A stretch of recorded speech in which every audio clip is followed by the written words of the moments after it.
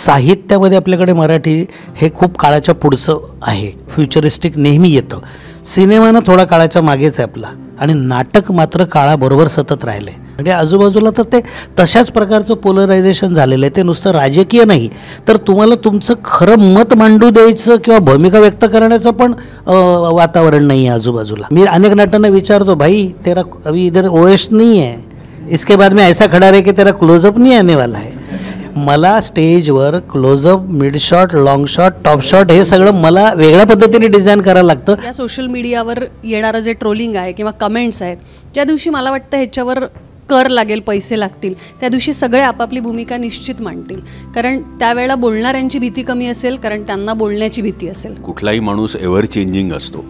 म्हणजे मला जे आज वाटतं ते मला उद्या वाटत नाही, किंवा आज मला जे विषित वाटत होतं ते आज वाटत नाही. नट हे खूप सॉफ्ट टार्गेट आहे.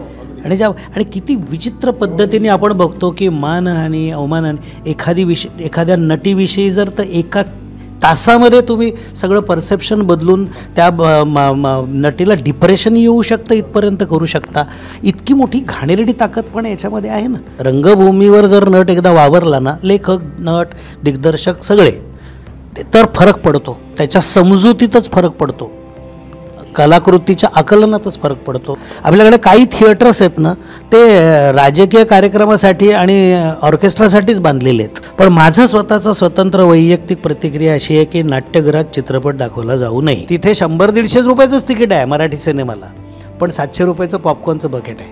आमच्याकडे 500 रुपयाचंच तिकीट आहे, 30-40 रुपयांची इंटरव्हल आहे, पण मिळणारा कंटेंट खूप मोठा आहे. आपण नेहमी म्हणतो ना की एक चांगलं नाटक बघण्यापूर्वीचे आपण आणि त्या 2 तासानंतर आपण नाट्यगृहातनं पडणारे आपण, यात जर फरक झाला एवढा तरी खूप झालं. टेलिव्हिजनमध्ये काय झालं की आशयाच्या नुसार ड्रामा, फक्त ड्रामा, आणि तो क्राफ्टेड ड्रामा, आणि त्याच्यामध्ये अंधश्रद्धा वाढल्या तरी चालतील, नाही का, म्हणजे काहीही झालं तरी चालेल, आम्हाला फक्त TRP मिळाला पाहिजे. माझ्याकडे मुंबई, पुणे, नागपूर, पश्चिम महाराष्ट्र, कोकण आणि मराठवाडा सगळे कलाकार आहेत. त्याच्यामुळे तर आत्मचरित्र लिहिण्या एवढे तुम्ही मोठे आहात काही चेक करा. दुसरी गोष्ट, आत्मचरित्र 5-6 माणसं लिहू शकतात असं माझं मत आहे. महात्मा गांधी, तुकाराम, बुद्ध. आपण आत्मचरित्र लिहू नये.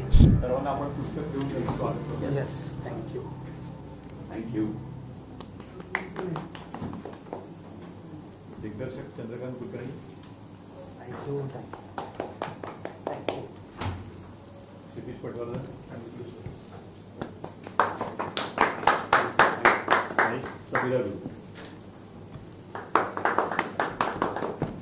साईजवरनं मी पुस्तक ओळखू शकतो. 2 पुस्तकं असू शकतात. एक नाही, 2च नाव. एक तर अमोल पालेकर, चित्रा पालेकर. मी साईजवर नाही, माझं कसं तर अशी सारी गंमत आहे. Crown size. तर भूमिका हे नाटक आहे आणि जवळजवळ आत्ताच आपण बोललो तसं 5 ते 6 प्रयोग आता झालेले आहेत. आणि या निमित्तानं, या नाटकाच्या निमित्तानं 21 वर्षानंतर सचिन खेडेकर रंगभूमीवर आलेले आहेत. तर मी दिग्दर्शक चंद्रकांत कुलकर्णी यांनाच सर्वप्रथम विचारेन की सचिन खेडेकरांना कास्ट करणं किंवा त्यांना पुन्हा रंगभूमीवर आणणं हे कसं काय झालं किंवा कसं काय सुचलं, जमवलं? नाही, मुख्य म्हणजे याचं अगदी थेट उत्तर की सचिनबरोबर काम मी सगळ्या माध्यमात केले आत्तापर्यंत. म्हणजे माझ्याबरोबर जी पहिली ट्रायोलॉजी झाली जेव्हा महेश एलकुंचवारांची, जी आविष्कारतर्फे झाली, तेव्हा सचिन माझ्याबरोबर होता. सचिन, किशोर दोघंही जण होते. म्हणजे वाडा चिरेबंदीचा जो दुसरा भाग मग्न तळ्याकाठी, त्याच्यात तो अमेरिकेहून आलेला अभय देशपांडे धरणगावकर होता. त्याच्यानंतर त्याच्याबरोबर 2-3 महत्त्वाचे सिनेमे मी केलेत. त्याच्यामुळे आजचा दिवस माझा कदाचित आणि कायद्याचं बोला. त्याच्यानंतर दूरचित्रवाणी माध्यमातही मी त्याच्याबरोबर काम केलं आहे. मी व्यक्ती आणि वली रंगमंचावर केलं होतं, परंतु जेव्हा टेलिव्हिजनमध्ये करायचं झालं तेव्हा सगळ्या गोष्टी मी काही स्टेजवर आणू शकलो नव्हतो. तर त्यात नंदा प्रधान, जे सगळ्यांना अत्यंत गूढ, आकर्षक असं वाटणारं पात्र त्यांनी केलं होतं, आणि आम्ही जवळपास त्याचे 2 एपिसोड मोठे आणि सिनेमासारखं शूटिंग कुलाब्यात वगैरे येऊन जुनं मुंबई क्रिएट करून केलं होतं.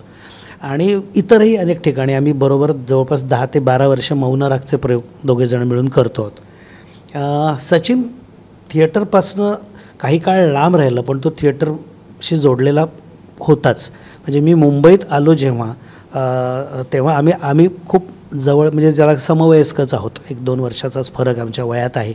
तर तेव्हा तो सई परांजपेंचं व्यावसायिक नाटक करत होता, तेव्हा तो भलं बुरं देवाला एकांकिका करत होता. म्हणजे तो पूर्णपणे लिटरेचर, कविता, नाटक यातनंच घडलेला आहे. आणि विनय आपटेच्या गँगमधला आहे, अफलातूनच्या. दुसऱ्या सामनामध्ये काम करत होता, नंतर राष्ट्रपतीत काम केलं, नंतर तुझ्या माझ्यात केलं, आणि नंतर तो दुसऱ्या माध्यमात खूप वेळ व्यग्र झाला. आणि ते चांगलंही झालं, कारण पाठोपाठ तिकडे काम मिळत गेलं तेव्हा अग्रक्रमाने. पण आमचं बोलणं चालू होतं. आणि एक ज्याला असं आपण म्हणतो की नाही तू करायला पाहिजे, म्हणजे सुनील बर्वे आणि मी, आम्ही दोघंही जण प्रॉपर सचिनच्या गेले 4-5 वर्ष मागे होता. आणि तोही इच्छुक होता, फक्त वेळ काढायला पाहिजे होता आणि तसं स्क्रिप्टही यायला पाहिजे होतं. तर ते दोन्ही झालं यावेळेला. आणि क्षितिजचं आणि माझं बोलणं जेव्हा झालं नाटकाच्या विषयाचं, तेव्हाच असं झालं की सचिनला विचारायचं. म्हटलं आपण सचिनला विचारून बुक नको करूया, नाटक वाचूया आणि मग सांगूया, म्हणजे आधी तुझं पूर्ण होऊ देत. आणि खूप मला बरं वाटलं, कारण मी नेहमी सांगतो आपल्याकडे की जे खरे थिएटरवाले आहेत ते वारंवार वळून पुन्हा येतात थिएटरकडे. आणि आपल्याकडे डॉक्टर लागू असोत की निळू फुले असोत, नसरुद्दीन शाह असो की परेश रावल असो, अनुपम खेर असो की कोणीही माणसं आपल्याकडे जी येतात पुन्हा पुन्हा थिएटरकडे, कारण त्यांना थिएटरची मॅजिकल क्वालिटी माहिती आहे. एक अग्रक्रम असतो त्यांच्या करिअरमधला. वेळ देताना माणूस अजून नॅशनल प्लॅटफॉर्मवर जातो. आज तो फक्त हिंदीतच नाही तर तो तमिळ, मल्याळ, तेलुगू सिनेमांमधनं पण काम करतो आहे, वेब सिरीजमध्ये पण काम, आणि तो चूजी आहे. त्याला रोल करत असताना ते वाटत होतं, पण मात्र त्याला माहिती होतं की जर रंगमंचावर परत यायचं तर तेवढा ताकदीचा रोल असला पाहिजे, तेवढं ते प्रॉमिनन्स असला पाहिजे. त्याची एक गमतीशीर गोष्ट सांगतो की तो 21 वर्ष नव्हता असं आपण म्हणतो आहे, पण 21 वर्ष तो थिएटरमध्येच होता. कारण तुम्हाला आठवतं आहे की नाही किंवा ऐकल्यावर लक्षात असेल, जवळपास 50 ते 60 नाटकांच्या अनाऊन्समेंट सचिन खेडेकरच्याच आवाजात असतात. त्यामुळे आम्हाला यावेळेस पहिल्यांदा आम्हाला पेच पडला की आता अनाऊन्समेंट कोण करणार. म्हणजे मला इतक्या जणांची सजेशन आली, म्हटलं थांबा, मी आता या आवाजाला थोडासा ॲनिमल व्हॉइस देणारा माणूस निवडतो. आणि मग मी उपेंद्र लिमायेला सांगितलं. हां, पण याची खरंच मजा होती. म्हणजे मला वाडा चिरेबंदीच्या वेळेला मला जेव्हा मी सुरुवातीला म्युझिक सगळं रेकॉर्ड करून आम्ही रंगीत तालमीच्या तिथे नेलं, त्याच्यानंतर जेव्हा पहिल्यांदा नमस्कार असं ऐकल्यानंतर ना ते असं होतं, म्हणजे असं एकदम चार्जिंग होतं ते. त्याच्यामुळे त्याला तो होताच बरोबर, असं मी त्याला नेहमी गमतीत म्हणतो. त्याच्यात पण हो नाही तो आणि आनंदाने करतो तो. ते त्याला ती काय म्हणतो ते कनेक्ट आहे त्याचा. म्हणजे तो जसं तो तिथेच, मी म्हणतो की तो थिएटरमध्ये होता, तो आवाजाच्या रूपाने होता, मैं समय हूँ वगैरे. आता तो प्रत्यक्ष रंगमंचावर आला, त्यामुळे खूप आनंदाची गोष्ट आहे. आणि क्षितिजने त्याच्यासाठी त्यांनी हो म्हणावा असा रोल लिहिला, हे खूप महत्त्वाचं असतं ना. कारण मित्र जरी असलो ना आपण, समजा मी उद्या म्हणलो आणि मी कुठलंही स्क्रिप्ट घेऊन गेलो, पण आमच्या सगळ्यांमध्ये एक म्युच्युअल अंडरस्टँडिंग आणि करार होता की जेव्हा आम्हाला वाटेल की तू असलाच पाहिजेस, असंच नाटक तुझ्याकडे घेऊन येऊ की तू त्याला नाही म्हणू शकला नाही पाहिजेस. आणि तसं यावेळेस झालं. त्याला पर्पज होतं, त्याला इनहरंट कास्टिंगमध्ये जेव्हा तुम्ही नाटक बघाल तेव्हा त्याच्यात एक हुक पॉईंट पण आहे की वाय सचिन इज देअर, अशी पण एक गंमत आहे. आणि अभिनेता म्हणून तर तो आहेच.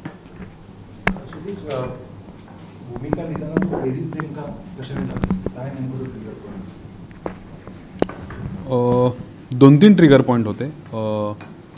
अशा काही घटना आजूबाजूला घडल्या होत्या ज्यांनी मला काही गोष्टींना कन्फ्रंट करायला लागलं स्वतःला. आणि मला असं वाटत होतं की मी ज्या वातावरणात वाढलो आहे किंवा ज्या लोकांमध्ये मी वावरतो आहे, काम करतो आहे, ते एका स्पेसिफिक जडणघडणीचे, स्पेसिफिक विचारांचे, एक स्पेसिफिक सर्कल असलेली लोकं होती. आणि मला कायम असं वाटत होतं की याचा एक काउंटर नरेटिव्ह असणारे जो आपण तपासणं फार गरजेचं आहे. एक अशी घटना नाही सांगता येणार, पण अशा काही छोट्या छोट्या गोष्टी होत्या ज्या सतत जाणवायच्या, किंवा असं एक सतत जाणवायचं की आता ओव्हरऑल आजूबाजूला लोक एकमेकांचा थोडा जास्त द्वेष करायला लागलेत. लोकांचं नरेटिव्ह हे प्रेमापेक्षा द्वेषावर जास्त आधारलेलं आहे. आणि कुठेतरी ते गैरसमजत आहे, ते आधीच्याच कुठल्या तरी एका कन्फर्मेशन बायसवरनं आहे, जे माझं स्वतःचंही होतं खूप काळ. पण ज्या क्षणी मी हा विचार केला की हे तोडता कसेल तर हे अभ्यासानेच तोडता येईल. आणि मग जसा अभ्यास करायला सुरुवात केली तसं वाटायला लागलं की हे जर आपल्याला वाटतंय तर हे धाडसानी मांडणं गरजेचं आहे. अगदी स्पष्ट सांगायचं तर हे सगळ्यात म्हणजे हे सगळं लिहिण्यामध्ये धाडस हा एक सगळ्यात मोठा मुद्दा होता, जो गोळा करायला काही वर्ष लागली. कारण काय होतं, जेव्हा लेखन या गोष्टीवर तुमचं पोट अवलंबून असतं तेव्हा तुम्ही सगळ्यात पहिला हा विचार करता की किती प्रमाणात आपण धाडसी राहायचे याच्यामध्ये. आणि आधी जी सगळी कामं ही मी अत्यंत सेफ स्पेसमधली केलेली आहेत. म्हणजे सेफ म्हणजे काही वाईट नाही, पण त्यात एक सेफनेस होता की मध्यमवर्गीय कुटुंब आहे, घरी चर्चा चाललेली आहे, काहीतरी प्रॉब्लेम आला आहे वगैरे. पण स्वतःच्या एक्झिस्टन्सला कन्फ्रंट करणं, मग ते जात असो, धर्म असो किंवा विचारव्यवस्था असो, मूल्य असो, हे आपण कधीच केलेलं नाही आहे. तर असं वाटलं की आपण आता सेफ राहायची गरज नाही, आपण हे धाडस करून बघूया. आणि मग त्या ज्या ज्या गोष्टी वाटल्या, आजूबाजूला जी लोकं भेटली, काही काही पुस्तकं वाचली. त्यात भुरासारखं एक अत्यंत महत्त्वाचं पुस्तक मी वाचलं शरद बावीसकरांचं. तर ह्या गोष्टींना एक प्रेरणा मिळत गेली की आपण म्हणू शकतो, आपण म्हणायला काही प्रॉब्लेम नाही आहे. आणि मग लोक ठरवतील त्यांना ते चांगलं वाटतंय, वाईट वाटतंय, कसं वाटतंय. आणि आत्ता जो फीडबॅक येतोय त्यांनी हे नक्की वाटतंय की लोकांना त्याचा इंटेंट आवडतोय, की ज्या इंटेंटनी ते लिहिलंय तो डेफिनेटली लोकांना आवडतो असं वाटतंय. त्यामुळे मला असं वाटतं आजूबाजूला घडणाऱ्या घटना, थोडासा वाढत असणारा द्वेष सोशल मीडिया किंवा या सगळ्या माध्यमातून, आणि माझ्यात हळूहळू काउंटर नरेटिव्ह तपासायची तयार झालेली ओढ, या तिन्हीचं ते एकत्रित मिश्रण आहे. हो हो हो. एक त्याच्यात एक मुद्दा असा होता की जयंत पवार सरांचा मी एक लेख वाचला होता, त्याच्यात त्यांनी कलाविश्वाचा उल्लेख ना कोमट कलाविश्व असा केला होता. तर मला तो शब्द प्रकार ना फार भारी वाटला. आणि मला असं वाटलं की ह्यातनं जे म्हणायचं ते फार मस्त आहे की तुम्ही तुमच्याच एका विश्वात मशगूल आहात आणि तुम्हाला काहीच घेणं देणं नाही आहे समाजात काय चाललंय त्याच्याशी. कारण प्रेक्षकांचं जर आपण पाहिलं तर त्यांची कायम ओरड मराठी कथानकांबद्दल ही असते की अरे महाराष्ट्रात गेल्या 100 वर्षात एवढं झालंय, पण ते मराठी सिनेमा नाटकात कुठे दिसतच नाही आहे. ते एका ठराविक साच्याचं, ठराविक वर्गाचंच वाटत राहते. तर मी जेव्हा या नाटकाचा पहिला ड्राफ्ट लिहिला, त्याच्या पहिल्या पानावर मी हे लिहिलं होतं की जयंत पवार सरांनी असा उल्लेख केला होता.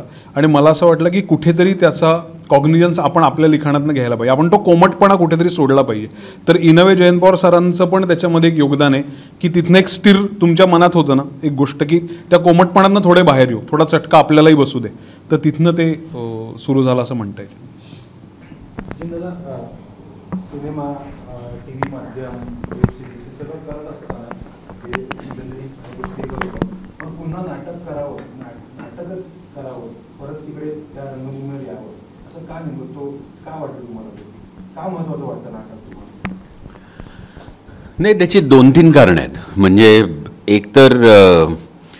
एकतर खूप वर्ष काम झाल्यानंतर एक इतका सराईतपणा येतो आणि आपल्याला शोभणारीच कामं मिळत राहतात. तर त्याच्यामध्ये ते एखाद्या शेफसारखं आहे. म्हणजे तो अगदी जाऊन इटालियन शिकून आला आहे आणि हे शिकून आला आहे, वर्ल्ड क्युझिन वगैरे शिकून आला आहे, त्याला सारखं असं सांगितलं जातं की नाही पण तुमचा वरण भात आहे ना तो फार भारी आहे. अशा छापाचं काम सतत करून करून मला खूप उबग आणि म्हणजे ॲक्च्युली मी असं स्लीप वॉकिंगसारखी कामं केली आहेत. म्हणजे ज्याच्यामध्ये आत्ता केलेलं 2 तासांनी आठवत नाही आहे वगैरे असं. आणि त्याच्यात एकच माझा प्रामाणिकपणा आणि सातत्य, हे एवढे 2च गुण मी आत्तापर्यंत ज्यावर होतो तेच फक्त पूर्ण होत होतं. तर म्हणजे अगदी स्वतःला चॅलेंज करावं असं खरंच म्हणजे मनापासून सांगतो, असं काम अभावाने येतं. आणि अनेक त्याला खूप चांगले अपवाद आहेत. म्हणजे माझ्या करिअरमध्ये पुष्कळ मी चांगली कामं सुद्धा केली आहेत, पण ती खरं तर 90 कामं तशी केल्यानंतर 5 तशी कामं येतात, असं आजवरचं झालं होतं. आणि नाटकामध्ये पुन्हा पुन्हा म्हणजे एकतर लोकांचं काम बघताना असं सारखं वाटत राहायचं की अरे माझ्यावर आलं तर हे मला येईल का करता. आणि त्याच्यातनं मला एक अशी खूप असुरक्षित वाटायला लागलं एका काळानंतर. आणि मला असं वाटलं की जर मी पुन्हा स्वतःला नाही पारखून बघितलं तर माझ्यात जे आहे ते जाईल, असं मला अशी भीती. आणि ही अनामिक नाही, ही खरी म्हणजे माहिती असलेली भीती आहे. आणि त्या भीतीला मला सामोरं जायचंच होतं. आणि तर त्यामुळे नाटकात आणि बरेच दिवस हे चाललं होतं की सुनीलला किंवा ह्याला मी सतत म्हणजे आम्ही तर हर्बेरियममध्ये आता हे करावं ते करावं असंही अनेक नाटक वाचून बघत होतो. आणि इच्छा मला आतून अशी होती की नवीन नाटक मिळालं, आजचं नाटक मिळालं तर अधिक चांगलं होईल. आणि हे नाटक मला मनापासून आवडलं. म्हणजे एकतर ते नटाच्या आयुष्यातलं नाटक आहे, त्यामुळे आपल्यालाच लावून बघता येतं, स्वतःला थोडंसं बाहेर काढून त्याकडे बघता येतं. हा त्यातला खूप इंटरेस्टिंग भाग आहे. म्हणजे आणि मला नेहमी असं वाटतं की नटांकडे म्हणजे नटांकडे त्यांची प्रतिमा म्हणूनच पाहण्याची सवय असते प्रेक्षकांना. तर त्या प्रतिमेपलीकडे सुद्धा तो काहीतरी माणूस असेल असं, आणि तो कुठून तरी शोधावा लागेल आणि तो लोकांसमोर आणावा लागेल असं मला खूप वाटत होतं. त्या सगळ्या माझ्या अशा 2-3 इच्छा त्या नाटकात पूर्ण झाल्या. आणि दुसरं असं होतं की थोडा शिस्तीचाही भाग आहे. म्हणजे आपल्याकडे काय होतं की एक डिसिप्लिन, ज्याला आपण म्हणतो की एखादी गोष्ट रियाजासारखी पुन्हा पुन्हा पुन्हा पुन्हा पुन्हा पुन्हा करून ती तावून सुलाखून कधीतरी, तर ती जी प्रोसेस आहे ती नाटकाव्यतिरिक्त आणखी कुठेही होत नाही. धाडस होतं मला लिहिताना, तेवढं चटका बसून ती लिहिण्याची धाडस लागली. इतकी वर्ष मला मी करत नव्हतो जाणीवपूर्वक किंवा काही अनावधानाने. तुम्ही जेव्हा ती भूमिका सांगता, जसं तुम्ही म्हणाला की नाटकामध्ये पण तुम्ही अभिनेताच आहात, ते पात्र प्ले करत आहात, तर आता आपल्याकडे प्रेक्षकांना कोणाचा दृष्टिकोन बदलेल या भूमिकेनंतर, असं त्याची भीती वाटली नाही का? नाही, आता त्याची काय भीती वाटायची. म्हणजे त्यांनी उलट बदलावा असंच माझी इच्छा आहे नटांकडे पाहण्याचा दृष्टिकोन. आणि ते अशा करता की आपल्याला असं वाटत राहतं की ते काय म्हणतो आपण, ती जी सस्पेंडेड रियालिटी आहे ती सस्पेंडेडच आहे, पण एक रियालिटीपासनं ती माणसंच दूर आहेत. बरं, काही माणसांना त्या सस्पेंडेड रियालिटीमध्ये राहायला आवडतं, मला आवडत नाही. तर त्यामुळे मला पुन्हा पुन्हा पाय जमिनीवर आलेले पाहायला आवडतात. आणि ते तसे जमिनीवर असलेले पाय सुद्धा लोकांनी बघावे अशी इच्छा असते. म्हणजे पण सर, तुम्ही आता म्हणालात मगाशी की मला थोडंसं, मी जेव्हा हा विचार करत होतो तेव्हा मला थोडंसं कुठेतरी असुरक्षित वाटलं की मला ते जमू शकतं की नाही. हो. जेव्हा या नाटकाचा पहिल्या प्रयोगाचा पहिला प्रसंग तुम्ही रंगमंचावर होता, तेव्हा त्या क्षणी काय वाटलं? दडपण होतं, एवढं सगळं करून सुद्धा दडपण आलं? हो, पूर्णपणे. म्हणजे त्यावेळी BP घेतलं असतं तर 200च्या वर वगैरे गेलं असतं. तो इतका डिसिप्लिन नट आहे की तो पूर्ण तयारीशिवाय उतरणारच नाही. पण त्या 21 वर्षांनी जेव्हा, सिंपल गोष्ट आहे, आपण म्हणतो की सायकलिंग, पोहणं वगैरे आपण कधी विसरत नाही. असं जरी असलं तरी पुन्हा एकदा जर 20 वर्षांनी, हाच म्हणाला होता, अरे चंदू, माझी 20-25 वर्ष वयाची मोटरसायकलवर गेली आणि कुठली तरी एक मोठी मोटरसायकल मला चालवलेली, मला चालवता येईना किंवा मला चालवता येईल की नाही वाटत. द एक्झॅक्ट उदाहरण इथे लागू होतं.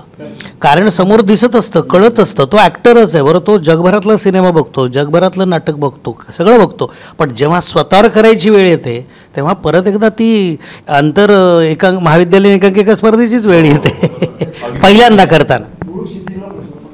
अरे पण ह्याचं बोलणं राहिलं.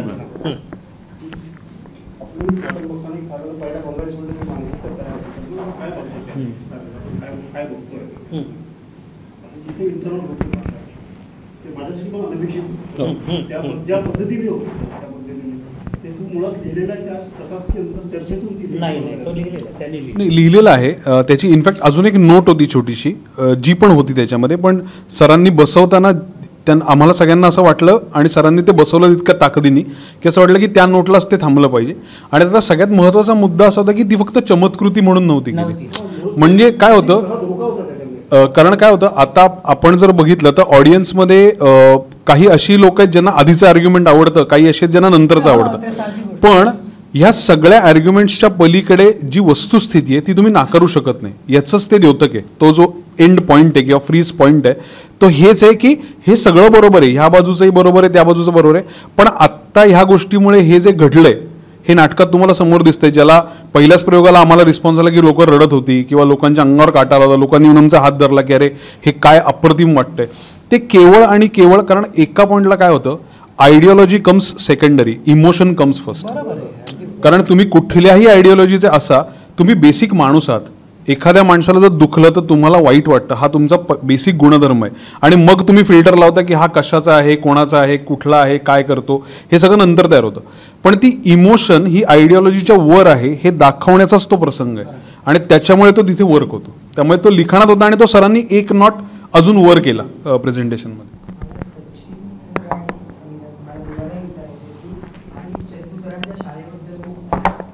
वेगळा आहे. तुम्ही 21 वर्षांनी परत येताना त्या शाळेच्या थ्रू आला, तर ती प्रोसेस कशी होती आणि ती शाळा कशी येते? पहिले ती जिल्हा परिषदेची शाळा आहे. म्हणजे ती याची नाही आहे काय नाही गुरुकुल आहे. मी पण ती महत्त्वाची आहे. तुम्ही म्हणालात ती शाळा पण महत्त्वाची आहे. नाही, मला मी तसंच शाळेतून आल्यामुळे म्हणतो. नाही, आणि खूप महत्त्वाची आहे ती तशी शाळा असणं. एखाद्या नाटकाच्या प्रोसेसला खूप महत्त्व त्याने होतं, कारण सरांच्या शिस्तीत काम करणं त्यांनी तुम्ही ॲक्टर म्हणून तर घडताच, पण तुम्ही माणूस म्हणून पण थोडे डिसिप्लिन होता. आणि ते जे लोक म्हणतात की सर ओरडतात वगैरे, तर असं काहीही नाही आहे. व्रात्य एकदा त्याला सांगा जे नकला करून सांगतात त्यांना. नाही व्रात्य आमच्या 40 दिवसाच्या तालमीत एकदाही अजिबात नाही, कुणालाही ओरडा पडला नाही. केला पण मी नाही केला. नाही नाही, आणि व्रात्य विद्यार्थी असेल तर ओरडा पडलाच पाहिजे, पण त्यांच्या सुदैवाने त्यांना खूप चांगले विद्यार्थी मिळाले त्याच्यामुळे. पण सरांच्या शिस्तीत काम करणं हा एक अनुभव असतो. आणि जसं सर म्हणाले तसं की आपण इतकी वर्ष काम करतोय वेगवेगळ्या माध्यमातनं, आणि त्यांचाच एक शब्द आहे की तुम्ही करप्ट होत जाता आणि तुम्ही बोथट होत जाता. मग त्याला धार आणायला तुम्हाला त्याच्यावरचं कलई करायला लागते ना, तसं भांड्याला तसं मग ते स्वच्छ करायला लागतं. मग त्यासाठी त्यांचं डिसिप्लिन आणि त्यांची प्रोसेस खूप महत्त्वाची असते. As an actor, as an माणूस सजग होत जातो आपण अटेंटिव्ह होत राहतो, आपण विचार करायला लागतो. म्हणजे समिधा म्हणून मला त्यातल्या काही गोष्टी पटतील न पटतील, पण माणूस म्हणून मग त्यात कसा विचार करायचा आणि त्यात आपलं थोडं ट्यून कसं करायचं, ऑटो ट्यून जो आपण असतो एरवी, त्यात आपलं चॅनल कसं ट्यून करायचं, हे ते त्यातल्या त्यात शिकवतात. आणि मला वाटतं की ते खूप गरजेचं आहे. सो हे गुरुकुल एका नाटकाच्या प्रोसेससाठी मला मजा येते. म्हणजे पहिल्या प्रयोगाच्या आधीची जी अख्खी प्रोसेस असते ती मला फार महत्त्वाची वाटते. आणि दुसरं आता इतक्या वर्षांनंतर नाटकाचं दिग्दर्शक, म्हणजे आपण असं म्हणतो ना की हे नाटक आहे लिहिलेलं, कोणीतरी त्यावर संस्कार केलेलं, त्याच्यानंतर दिग्दर्शकीय कौशल्य त्यावर येणार आहे, त्याच्यानंतर ते नटांद्वारे प्रेक्षकांपर्यंत पोचणार आहे. ही जी प्रोसेस आहे त्यातला तो जो चंदूचा भाग आहे तो इतका महत्त्वाचा आहे, कारण त्याला काय होतं, त्याला अनेक पातळ्यांवर त्याचा विचार करावा लागतो. म्हणजे लेखक आत्ता काय म्हणतोय, आत्ता मी हे नटाला सांगणारा नट, आधी नट आणि त्याच्या आतला माणूस काय आहे, म्हणजे त्या सगळ्या वेगळ्या वेगळ्या पातळ्यांवरती ते त्याला काम करता येतं. म्हणजे जसं आपण आत्ता महाराष्ट्रामध्ये इथे बसलो तरीसुद्धा तो हे म्हणू शकतो, हे 2 तुमचे माईक, हे 2 आमचे, मग ते कप तिकडे ठेव वगैरे. तर तो एक त्याचा म्हणजे तो कुठल्याही खोलीत दिग्दर्शकच असतो. तर तो जो भाग आहे म्हणजे, आणि हे अशा करता की त्याला ती सगळी परिमाणं आणि सगळे ते सतत दिसत राहतं, आणि ते त्याला कसं आपण फास्ट फॉरवर्डमध्ये म्हणतो तसं त्याला फास्ट फॉरवर्डमध्ये दिसतं. म्हणजे एखाद्याला तो विचार करणार, त्याच्यानंतर तो घेणार, त्याच्या आधी त्याला माहिती असतं की हे पुढे काय होणार आहे. म्हणजे ते इंग्लिशमधलं येतं काय, क्लेअरवॉइंट, द्रष्टा, ती जी द्रष्टागिरी आहे ती द्रष्टागिरी कुठल्याही दिग्दर्शकाला लागते, ती चंदूमध्ये ओतप्रोत आहे. आणि दुसरं त्याच्यामध्ये की त्याला काय म्हणतात त्याला, की आता मला असं वाटतं की तो असं सर्धोपट नाटक नाही करू शकत, आणि अशा करता नाही करू शकत की ते मी म्हटलं तसंच की त्याला त्या आकृतीबंधातच गोष्टी दिसतात, आणि त्याला ते तसं माणसं मिळेपर्यंत, ते घडून येईपर्यंत, तर ती जी आहे, ती जी शाळा आहे ती त्याची आहे. म्हणजे तो त्याचा आकृतीबंध मला दिसेपर्यंत ते दिग्दर्शन चालूच राहतं. हा जो त्यातला भाग आहे. म्हणजे आता नट म्हणून समजा आज काय मराठी नाटकामध्ये 100 माणसं असतील, तर त्या 100 माणसांना काही नव्याने आता अभिनय शिकवणार नाही आहेत, पण त्यांना हा रोल, आत्ताची परिस्थिती, तू माणूस म्हणून असलेलं, हे सगळ्याची एक मोठ बांधावी लागते, ती त्याला मानता येते. याच्यामध्ये काय आहे, हा शाळेचा मुद्दा जरी सोडला विनोदाचा, तुम्ही आता लाऊड थिंकिंग करत होतो, किंवा हा जो द्रष्टेपण म्हणाला, ते काय गंमत असे, जेव्हा समजा क्षितिजने माझ्याकडे नाटक वाचलं, त्या क्षणाला माझ्या डोळ्यासमोर कुठलाच ॲक्टर नव्हता ना, माझ्या डोळ्यासमोर त्या भूमिका होत्या 6, आणि त्या माणसांचा शोध माझ्या नकळत त्या ऐकण्यापासून सुरू झालेला असतो. आणि मला अशी ओढ आहे, मला आस आहे, मला काय कोणालाही घेऊन तर होऊच शकतं ना नाटक. मला असं वाटतं नाही, तुला 100% जर ते मिळालं ना, यांनी त्याच्यासाठी जर यांनी मला पहिला अंक वाचून दाखवल्यानंतर स्वतः 2 वर्षाचा 2.5 वर्षाचा कालावधी घेतला आणि त्याच्या लक्षात आलं की अरे हे स्टार्टिंग पॉईंट झालं पण हे सुचणं नाही, खूप पुढचा महत्त्वाचा भाग खूप आहे, आणि त्यांनी वाचलं थांबून. त्याचा मला इतका आनंद झाला की असा लेखक जेव्हा रिसर्च करतो, संशोधन करतो, भेटतो माणसांना, पुस्तकं वाचतो, रिॲलिटी समजून घेतो, स्वतःला चेक करतो, स्वतःलाच खोडून काढतो. कारण आपल्याकडे अशा प्रकारची जेव्हा नाटकं येतात की ज्याला आपण परफेक्ट नाटक म्हणतो, आणि आपल्याकडे मराठी रंगभूमीवर अशा नाटकांची मोठी परंपरा आहे की नुसतंच इश्यू बेस्ड, भावनाप्रधान, खळबळजनक, सत्य घटनेवर आधारित ह्याचं सोडून एक थिएट्रिकल आशय मांडलेला असतो आपल्याकडे. मी स्वतः अशा नाटकांच्या परंपरेतला खूप आहे. मग गांधी विरुद्ध गांधी असेल, चार चौघी असेल, डॉक्टर असेल, चाहूल असेल, ज्याचा त्याचा प्रश्न असेल, एक ज्याला आपण कोण म्हणतो टक्का दिला असेल, अशी अनेक नाटकं आहेत आपल्याकडे की जी नाटकं नुसती नाटकं बघून राहत नाहीत, तिथून आपलं काहीतरी सुरू असतं सायमल्टेनियसली. तर ती प्रक्रिया माझी तिथून सुरू झाली होती. आत्ता जर बघितलं की सचिन खेडेकर त्याचा अनुभव, तो परत येणं 21 वर्षांनी, आणि इतर 5 पात्र, त्याच्यामध्ये आत्ता 22-23 वर्षाची किंवा 21 वर्षाची पहिलं व्यावसायिक नाटक असणारी पण मुलगी आहे, जिने फार नाटकात काम केलेलं नाही आहे, ती नुसती नाटकाच्या वातावरणातली अशी जयश्री जगताप आहे एकीकडे, आणि एकीकडे नाटकांचा, प्रायोगिक नाटकांचा दिग्दर्शक आहे, पण तो या नाटकाच्या निमित्ताने इथे सुयश आला आहे. समिधा ही जेव्हा पहिल्यांदा झीची ती अल्फा करंडक झाली, ते एकांकिकेतले दोघे नवरा बायको विनर आहेत, आणि नागपूर येऊन इथे त्यांनी त्यांचं करिअर सगळं डिझाईन केलं. म्हणजे एवढ्या डिफरंट स्कूलचे, म्हणजे ही माझी शाळा समजा जर धरली तर हे मुळात वेगवेगळ्या शाळांमधून आलेले विद्यार्थी, आणि हा म्हणतो ते माझ्या डोक्यात मला असं वाटत असतं की त्याला त्या नटाला त्या भूमिकेपर्यंत नेणं हे दिग्दर्शकाचं खूप मोठं काम असतं, की याच्या वाक्यांचा, नुसत्या वाक्यांचा नाही तर याच्या सबटेक्स्टचा पण मला त्यांना जाणीव करून द्यायची असते, आणि हे कशावर आधारित आहे, याचा परिणाम काय होणार आहे, हे दिसणारं कसं आहे. म्हणजे ती फार गमतीशीर प्रक्रिया आहे, आणि मला त्याची खूप अजूनही लहान मुलासारखीच उत्सुकता कायम आहे की एक नवीन स्क्रिप्ट वाचायला माझ्याकडे आल्यानंतर मी पुन्हा पहिलं सगळं पुसून टाकू शकतो, माझं आधीचं यश अपयश काहीही, आणि मला 0 सेट करून त्या नाटकाकडे बघता येतं. त्याच्यामुळे जेव्हा मी सचिनला विचारतो तेव्हा माझं, आणि मला जर सचिन मिळाला त्या रोलसाठी मग की मग माझं काम अजून चांगलं होतं ना, मला ते कळतं की काय आहे ते. त्यामुळे ती प्रक्रिया अनुभवण्याची गंमत खूप आहे. इथे मुळात क्षितीचं लिखाण खूप, ज्याला असं आपण म्हणतो की तर्कशुद्ध आहे, वैचारिक मांडणी असली तरी त्याला इमोशनल व्हॅल्यू पण आहे, आणि आजचं नाटक आहे. हा म्हणाला ना असं की तू मगाशी म्हणालास की आपल्याकडे मराठी साहित्यात का उमटत नाही आणि का नाही. मी नेहमी एक स्टेटमेंट करतो, आपल्याकडे आपण असं म्हणतो ना की साहित्यामध्ये आपल्याकडे मराठी हे खूप काळाच्या पुढचं आहे, फ्युचरिस्टिक नेहमी येतं. सिनेमानं थोडा काळाच्या मागेच आहे आपला, आणि नाटक मात्र काळाबरोबर सतत राहिलं आहे. जर तुम्ही बघितलं असेल मराठी प्रायोगिक रंगभूमी, व्यावसायिक रंगभूमी ही आजच्या काळाबरोबर आहे. हे नाटक बघताना मला अरे मला आत्ता बोललं पाहिजे या इश्यूवर, मला याच्यावर काहीतरी माझी भूमिका घ्यायला पाहिजे, मला माझी प्रतिक्रिया द्यायला पाहिजे, आपल्याला काहीतरी कमिट करायला पाहिजे. आपण हळूहळू नॉन कमिटल होत चाललो आहे. तर ते ह्या नाटकामुळे आपल्याला परत एकदा असं येतं की सांग ना मला नेमकं, म्हणजे तू काय आहेस, तुला काय म्हणायचं ते, आपण बघू असं आपण सगळं करतोय ना. पण आणि आजूबाजूला तर ते तशाच प्रकारचं पोलरायझेशन झालेलं आहे. ते नुसतं राजकीय नाही, तर तुम्हाला तुमचं खरं मत मांडू द्यायचं किंवा भूमिका व्यक्त करण्याचं पण वातावरण नाही आहे आजूबाजूला. तर अशा नाटकामुळे ते फार मजेशीर पद्धतीने बाहेर येतं, आणि थिएटर आपलं खूप स्ट्रॉंग आहे. मी मुख्य धारेकडे, आमच्याकडे माझ्या आधीचे काही पूर्वसुरींनी त्याला धंदेवाईक रंगभूमी असं जेव्हा म्हटलं गेलं सेन्सिबल माणसाने, तेव्हा मी खोडून टाकतो. माझ्या दृष्टीने ही मुख्य धारा आहे, मेनस्ट्रीम आहे, आणि मला इतक्या लोकांपर्यंत पोचता येतं या माध्यमातून, आणि रोज मला प्रयोग करावा लागतो, आणि रोज मला लाईव्ह रिॲक्शन मिळते. अरे मला काल बोजेवर नाटकाला आले होते, ते शेवट बघून असं म्हणाले, अरे मला कर्वे असं म्हणाले की त्या वाक्याचा असा संदर्भ आहे, असं मला जेव्हा रोज येत जातं तेव्हा ते नटांसाठी आणि आमच्यासाठी खूप अनुभूतीचा भाग असतो. एक रिहर्सलची प्रोसेस असते आणि मग एक प्रयोगाची प्रोसेस असते. आपल्याकडे चार चौघी ज्याचा त्याचा प्रश्न किंवा अनेक नाटकांवर आम्ही गमतीत म्हणालो की प्रयोगांपेक्षा परिसंवाद जास्त झाले. म्हणजे आपल्याकडे त्याच्यावर बोललं जातं, त्या कलाकृतीचं ॲनालिसिस केलं जातं, त्याचा थेटपणा चेक केला जातो. तशा कॅटेगरीतलं हे नाटक आहे. त्यामुळे मला खूप ते त्या प्रोसेसमध्ये, आणि मला खूप छान पद्धतीची नटमंडळी मिळाली. क्षितिजने मला लिहूनच दिलेलं होतं माझ्या हातात, त्याच्यामुळे तो काही प्रश्न नव्हता.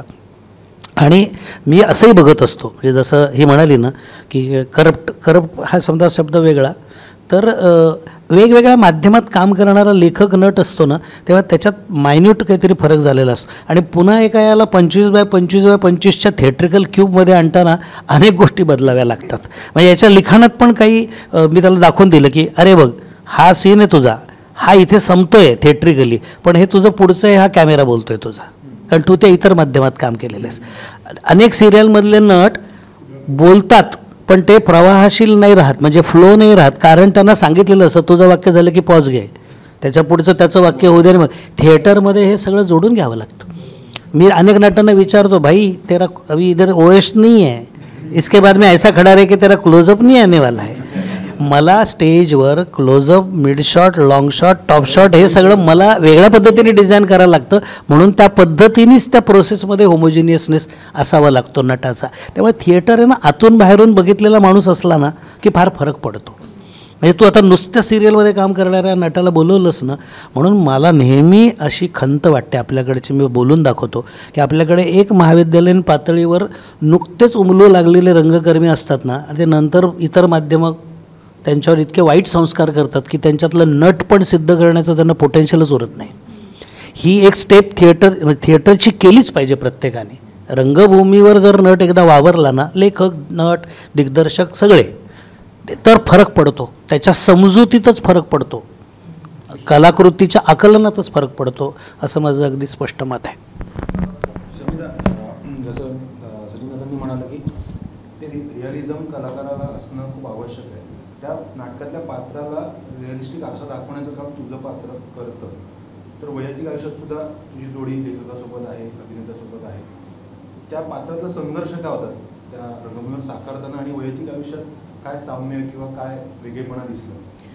वैयक्तिक आयुष्यात पण एका क्रिएटिव्ह माणसाची बायको आहे असं म्हटलं तरी चालेल. पण उल्का ही समिधापेक्षा का वेगळी आहे असं मला वाटतं, कारण वैयक्तिक आयुष्यात मी पण तेच काम करते जे माझा नवरा करतो आहे. मी पण त्याच क्षेत्रात आहे, मी पण तेच अस्थिर आयुष्य जगते, मी पण त्याच पद्धतीच्या माणसांशी, त्याच पद्धतीच्या कलेशी निगडीत आहे. त्यामुळे मला असं वाटतं की त्याला येणारे प्रॉब्लेम्स आणि मला येणारे प्रॉब्लेम्स हे सिमिलर आहेत, किंवा मी ते समजून घेऊ शकते. माझ्या कामाच्या वेळा, त्याच्या कामाच्या वेळा, माझ्या कामाची पद्धत, येणारे पैसे, येणाऱ्या अडचणी, ह्या सगळ्या आम्ही समजून घेऊ शकतो.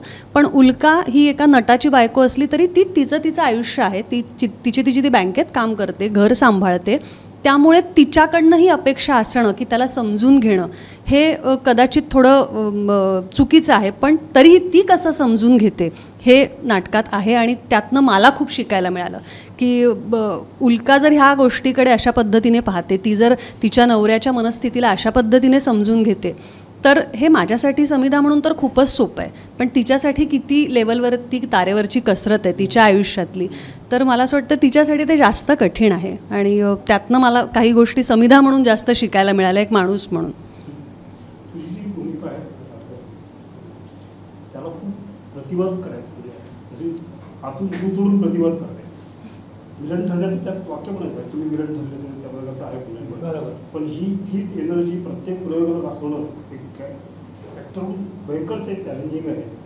कारण शांतपणे प्रतिवाद करणं वेगळं आणि पोटतिडकीने प्रतिवाद करणं वेगळं. प्रत्येक वेळेस त्यास पोटतिडकीने सगळं करायचं, तर हे एक प्रयोगात दुसऱ्या प्रयोगात जाताना कसं राखावं, कशा प्रकारे त्याचसाठी आपली तालीम असते. त्याचसाठी आम्ही 40 दिवस त्यावर रियाज करत असतो. आणि ती प्रोसेस ह्याच्याचसाठी महत्त्वाची असते की जे मी पहिल्या प्रयोगाला केलं आहे त्याच्यापेक्षा जे काही पुढे 500 प्रयोग 1000 प्रयोग होतील ते उत्तमच होईल, ह्याच्यापेक्षा कमी होता कामा नये. किंवा ती एनर्जी मला जी सापडली आहे, तो जो सूर मला सापडला आहे, त्या 40 दिवसांमध्ये आम्ही तो शोधत असतो की नेमकं आपल्याला कुठे थांबायचं आहे, कुठे वर चढायचं आहे, कुठे कमी करायचं आहे. हे सगळे जे मी म्हटलं मगाशी की ट्यून करत असतो आम्ही आपलं चॅनल, आणि ते एकदा ट्यून झालं की मग ते कशा पद्धतीने ते खेळवायचं ते प्रत्येक प्रयोगागणिक चेंज होत जातं. एवढंच आहे की त्याच्यापेक्षा कमी होता कामा नये. जास्त एनर्जी लागते, कधीतरी थोडं इंटेन्स व्हायला होतं. हे प्रयोगागणिक प्रेक्षकांच्या मिळणाऱ्या प्रतिसादावरनं ते फरक पडतोच. स्पेसमुळे आणि समोरच्या प्रतिसादामुळे. पण त्यासाठी दिग्दर्शकाचं क्रेडिट असतं की तुमच्याकडनं ते 40 दिवसाची तालीम करून घेतात आणि तो रियाज करून घेतात की ते गाणं एकदा बसलंय, आता हे बेसूर व्हायला नको.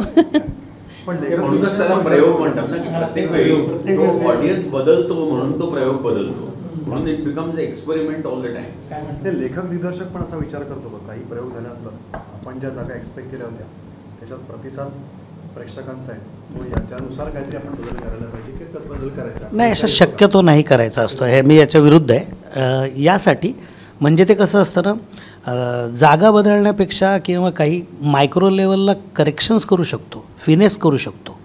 आता माझ्या बाबतीतलं उदाहरण सांगतो की जर आता मी 85 नाटकांचं समजा दिग्दर्शन केलं, तर आता माझं काही दिग्दर्शन चुकणार नाही आहे किंवा मला बेसिक नियम साईटलाईन्स आहे नमूक डमूक असं होणार आहे, असं अरे बाबा हे ठरलंच नव्हतं ना असंच होतं असं काही होणार नाही. तू म्हणतोस तसं एखाद्या प्रतिसादामध्ये फरक असू शकतो. दुसरी गोष्ट, याच्या पूर्वी आमच्या दोघांची चर्चा जी झालेली असते ती महत्त्वाची असते. तिथे जो मार्कर म्हणजे आता उदाहरणार्थ म्हणजे मी निगेटिव्ह बोलतो आहे की म्हणजे अरे हे लोकांना आवडत नाही मग हे काढून टाका, असाही बदल होत नाही किंवा अमुक करायचं म्हणून हे करा. माझं म्हणणं आहे की आपलं एक वाक्यता झाली आहे, आपली आता आचारसंहिता ठरली आहे, या विषयाची मांडणी, त्यातला आशय, त्यातला सबटेक्स्ट हे इथपर्यंत जायचं आहे.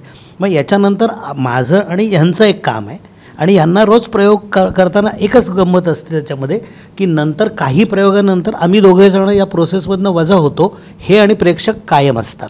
पण मग आम्ही अधूनमधून प्रयोगाला जातच असतो, असं होतच नाही की गेलोच नाही आहे तिकडे. आणि अशा प्रकारच्या नाटकात तर तसं होतच नाही. कधी हा असेल कधी मी असेल, पण शक्यतो आम्ही असणार, आम्ही यांच्याबरोबर डिस्कस करणार. आणि ती फार मजा असते ना की काही जणांना अंदाज असतो की ही फार गमतीशीर प्रक्रिया, मी याच्यावर नेहमी बोलतो की यांनी 2 वर्ष रिसर्च करून नाटक लिहिलं, मी एक 40 दिवसाची रिहर्सल केली आणि एक माणूस तिकीट काढून आला, त्याला 2 तासापूर्वी या नाटकाविषयी काहीच माहिती नव्हतं आणि त्याला मात्र त्या 2 तासात नाटक सगळं कळतं. ही जी मॅजिक आहे हे नाटकाची गंमत आहे, हे मॅजिकच आहे. कारण त्या प्रत्यक्ष सादरीकरणातून त्याला जो सगळा विचार मिळतो, ही सगळी प्रक्रिया आपण करायची आणि त्याला मात्र नाट्यानुभव द्यायचा. ही जी मजा आहे ही नाटकात फार इंटरेस्टिंग पद्धतीने आहे आणि इतर गोष्टींपेक्षा ती जास्त तीव्र पण आहे. म्हणजे मिसिंग काय आहे माझ्याकडे, मला इथे क्लोजअप नाही आहे. मिसिंग काय मला की सिनेमा मी पहिल्या रांगेतून बघत नाही, मी मागच्या रांगेतून बघतो फिजिकल ऑप्टिक्समुळे, आणि इथे बरोबर विरुद्ध प्रक्रिया आहे. पण रिस्पॉन्सेस, नाटकाला मिळणारा प्रतिसाद, म्हणजे अशा किती गोष्टी असतात ना की समजा सुरुवातीला पहिले 5-6 प्रयोगात नट अंदाज घेत असतो, तो मला माहीत असतो की अरे मी सांगत असतो की अरे इथे असं असं होणार आहे, इथे साधारण हे होणार आहे. जरी म्हणत असलो तरी त्याचं प्रपोर्शन कळत नसतं ॲक्च्युअल. आत्ता सेट झाल्यानंतर मग त्यांना कळतं ते की ते घ्यायचं आहे किती, जिरवायचं आहे किती. अशी ती फार गमतीशीर प्रोसेस आहे नाटकाची आणि ती फार खरं म्हणाल तर खूप सायंटिफिक आहे. जेवढी आर्टिस्टिक आहे तेवढीच सायंटिफिक आहे. म्हणून ते मी म्हणतो ना की मला हा केमिकल लोचा खूप आवडतो. ह्या सगळ्या घडण्याचा, नाटक घडण्याचा जो केमिकल लोचा आहे त्या स्पेसमधला, इट्स व्हेरी ब्रिलियंट आणि तो प्रत्येक नाटकाला वेगळा आहे. त्याला तुमचं काहीच परिणाम विश्विषित ती काय माहीत नाही कशी हां नाही त्याला सुरुवातीचं जे जसं तुम्ही म्हणालात हां की तो एक अंदाज येण्यासाठी नाही. सुरुवातीचा काही प्रयोग तुम्ही म्हणजे एक सलग बघता आणि त्यात काही समजा नाही बदल नाही हो मी स्वतः दिग्दर्शक म्हणून मी प्रत्येक थिएटरचा प्रयोग बघतो, प्रत्येक थिएटरचा. कारण कधी कधी कंपोजिशन, सेटिंगचा, टेक्निकल साऊंडचा प्रॉब्लेम, जसं हा म्हणाला ना, इतकी गंमत असते आपल्याकडे. आता आपण बोलतो या निमित्ताने, हे काही मी निगेटिव्ह बोलत नाही आहे, पण मला फार गंमत वाटते मला की काही मी नावं नाही घेत, आपल्याकडे काही थिएटर्स आहेत ना ते राजकीय कार्यक्रमासाठी आणि ऑर्केस्ट्रासाठीच बांधलेले आहेत किंवा मेळाव्या आणि परिषदांसाठीच बांधलेले आहेत. जेव्हा तुम्ही प्रोसेनियम थिएटर बांधता तेव्हा त्या कमिटीमध्ये तुम्ही नाटकवाल्यांना घेतलं पाहिजे. माझा पहिला प्रेक्षक माझ्यापासून 35 फुटावर असला तर त्याच्या मागे मी कसं करणार गणित. माझ्या त्या प्रोजेक्शन असेल, काही गोष्टी असतील, एवढा मोठा अवाढव्य स्पेस आहे कारण तो वेगळ्याच कार्यक्रमासाठी डिझाईन केला, तिथे नाटक नाही होऊ शकत.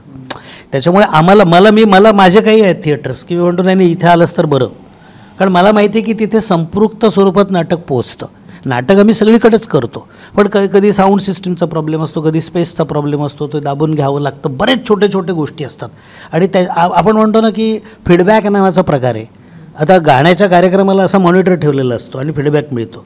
आपल्याला लाईव्ह फीडबॅक असतो, प्रेक्षकच आमचा मॉनिटर आहेत, ते आम्हाला दिलेला रिस्पॉन्स आमच्यापर्यंत कसा पोचतो ते घेऊन आम्ही पुढचं काम नटमंडळी करत असतात. अशा खूप मायक्रो लेवलला गोष्टी आहेत, त्या बघाव्या लागतात. सुरुवातीच्या प्रयोगांना जावं लागतं. नटांसाठी पण ते असतं. काही ठिकाणी डिस्टन्स खूप मोठं असतं. इतकं छोट्या छोट्या गोष्टी असतात ना, तुम्हाला म्हणजे गंमत वाटेल की हे खूप विनोद म्हणून सांगतो की आम्ही जिथे तालीम करत असतो सुरुवातीच्या काळात, तिथे इथेच म्युझिकवाला बसलेला असतो, इथेच माईकवाला बसलेला असतो, इथेच प्रकाशाला असतो. उद्या बालगंधर्वला प्रयोग झाला की लाईटवाला जातो मागे 5 किलोमीटरवर.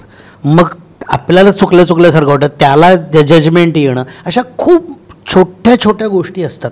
आणि त्या आता बारकाव्याने केल्यामुळे ती जी काय चिडचिड होत असेल ती त्याच्यामुळे होते की कारण माझं म्हणणं आहे, मला माझ्या आलेल्या प्रत्येक प्रयोगाला, प्रत्येक नाट्यगृहातल्या प्रेक्षकाला तोच अनुभव आला पाहिजे.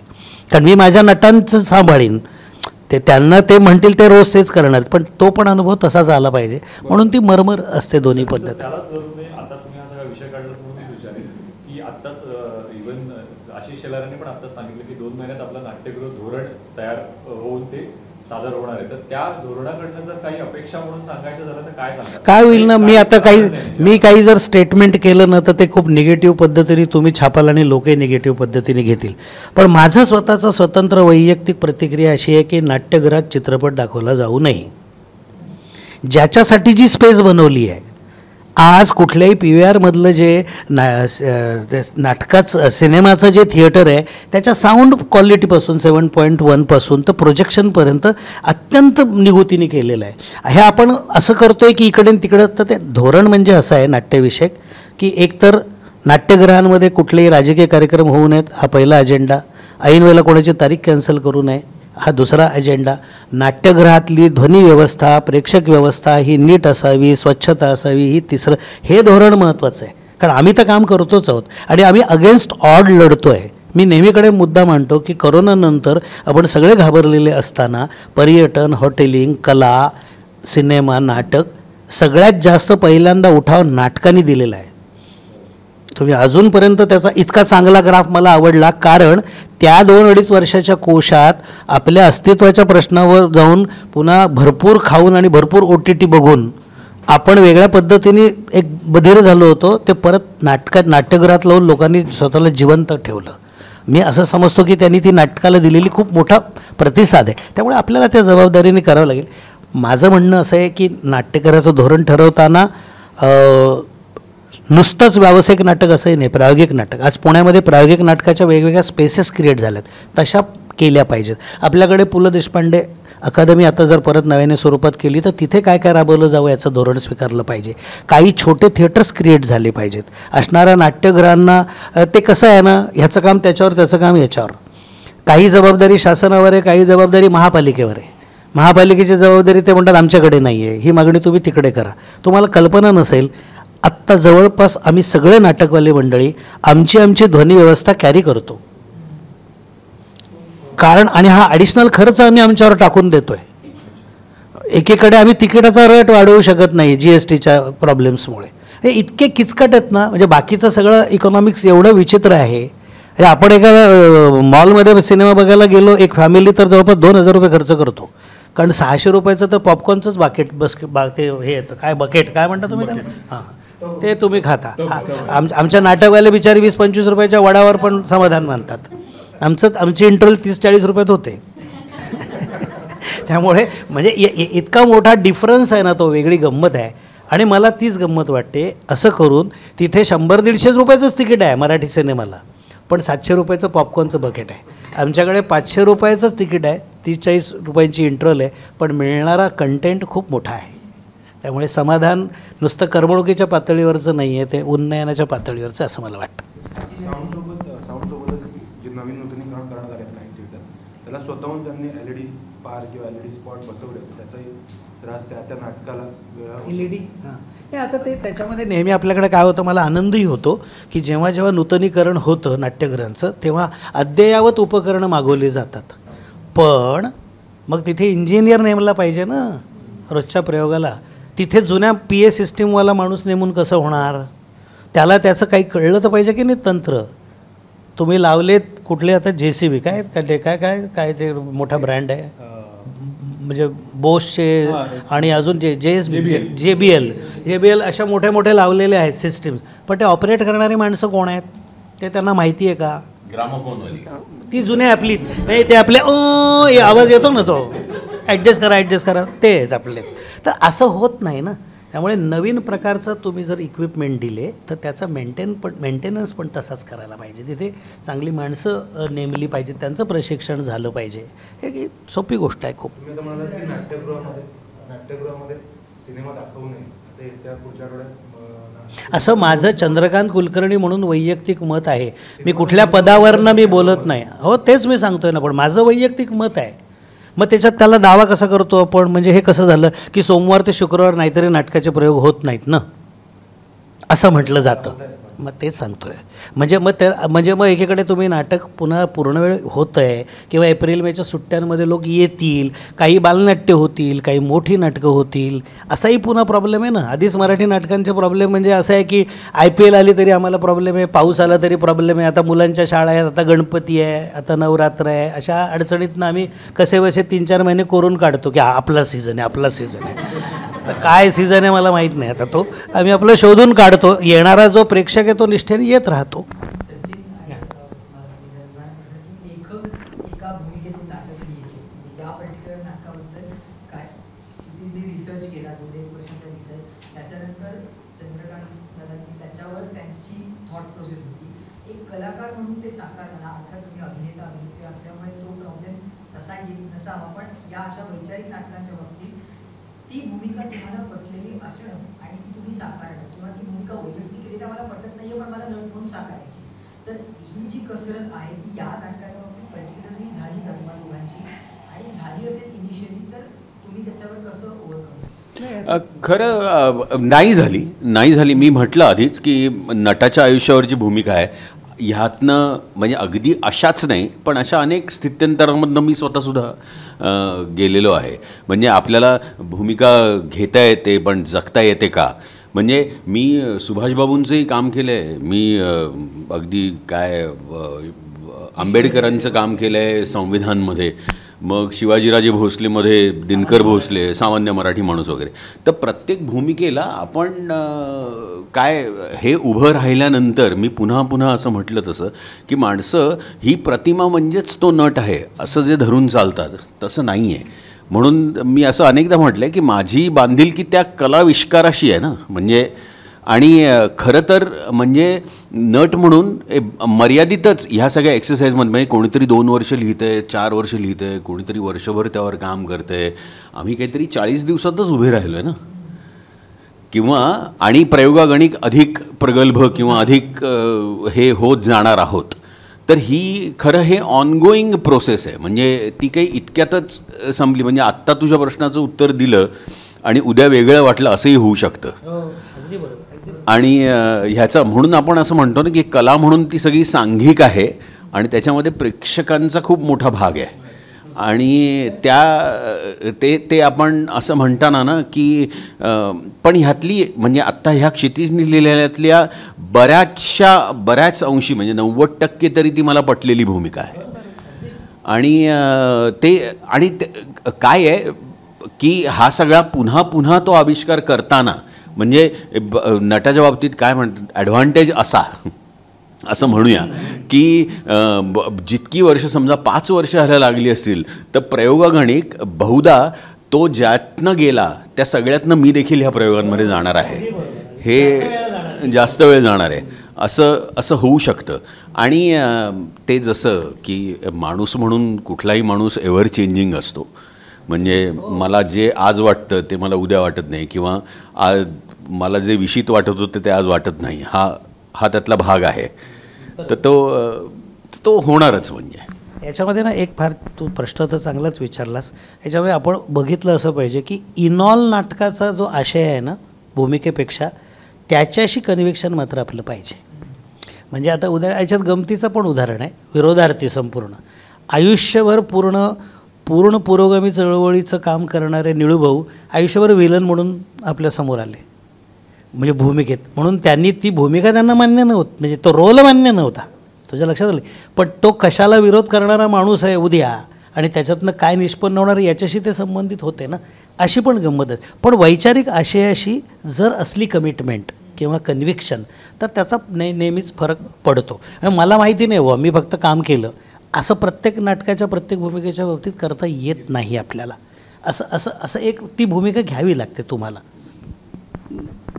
बरेचदा दुर्दैवाने असं होतं की नटाला जे पटत नाही तेच त्याला करावं लागतं आणि सुदैवाने हां म्हणजे ओव्हरऑल सगळ्या काही माध्यमांचीच गोष्ट म्हणते, पण सुदैवाने या नाटकामध्ये अशी भूमिका आहे की जी बऱ्याच अंशी जवळची आहे, जी बऱ्याच अंशी पटती आहे आणि काही जी माझी समिधा म्हणून मतं जी ठाम होती आणि जी मतं जी ठाम होती माझी, तर ती काही अंशी बदलायला मला वाटतं क्षितिजचं लिखाण कारणीभूत ठरलं आहे. कारण होतं असं कधी कधी आपण एखाद्या गोष्टीला धरून खूप रिजिड असतो की मला नाहीच पटत, हे मला हेच मान्य आहे असेल म्हणजे, किंवा पटत असेल तरी मला आत्ता ते बोलून दाखवायचं नाही आहे, किंवा पटलं तरी ते जगासमोर मांडायचं नाही आहे, ही एक भीती असते, ती क्लॅरिटी नसते.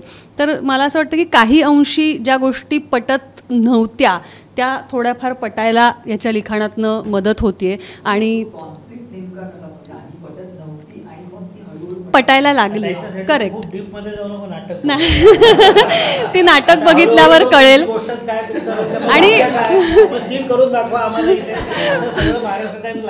आणि मला वाटतं मुळात क्षितिजच्याही मनात तेच असावं की एक बारीकशी मानसिकता का होईना ती जर चांगल्या पद्धतीने बदलल्या गेली प्रेक्षकांची, तर त्याच्या लिखाणातनं त्याला मला वाटतं तेच सांगायचं. आणि जे आम्हालाही भूमिका करताना होतंय की काही अंशी गोष्टी बदलत आहेत, काही अंशी गोष्टी मान्य होत आहेत, ज्या गोष्टी आधी नव्हत्या माहिती त्या माहिती होत आहेत, तर मला असं वाटतं की हे आवश्यक होतं ह्या नाटकाच्या दरम्यान हे होणं. लिहिलेली 6 पात्र आहेत. मग पुन्हा आपल्याकडे चांगल्या नाटकाचं उदाहरण, जेव्हा चांगलं नाटक एक म्हणतो आपण, तेव्हा त्यातल्या सगळी पात्र जेव्हा बोलायला लागतात तेव्हा त्या क्षणाला तेच बोलतात आणि तेच खरं वाटतंय, हे ज्या नाटकात असतं ते महत्त्वाचं नाटक असतं.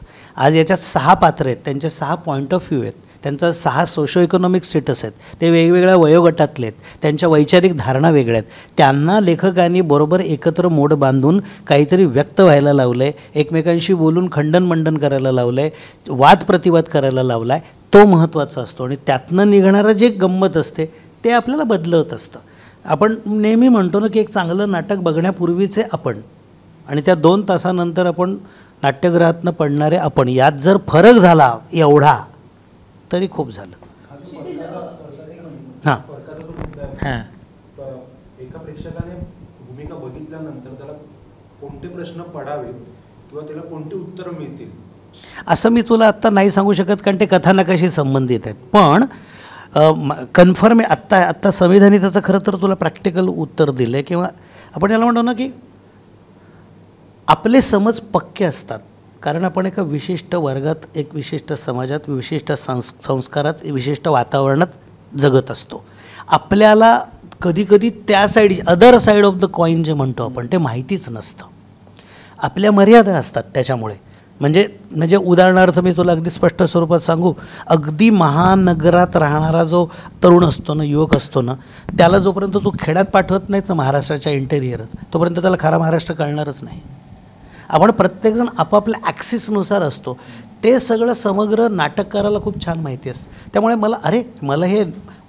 या नाटकात तुला अशी अनेक वाक्य आहेत राजकीय सामाजिक संदर्भाची, हे मला माहितीच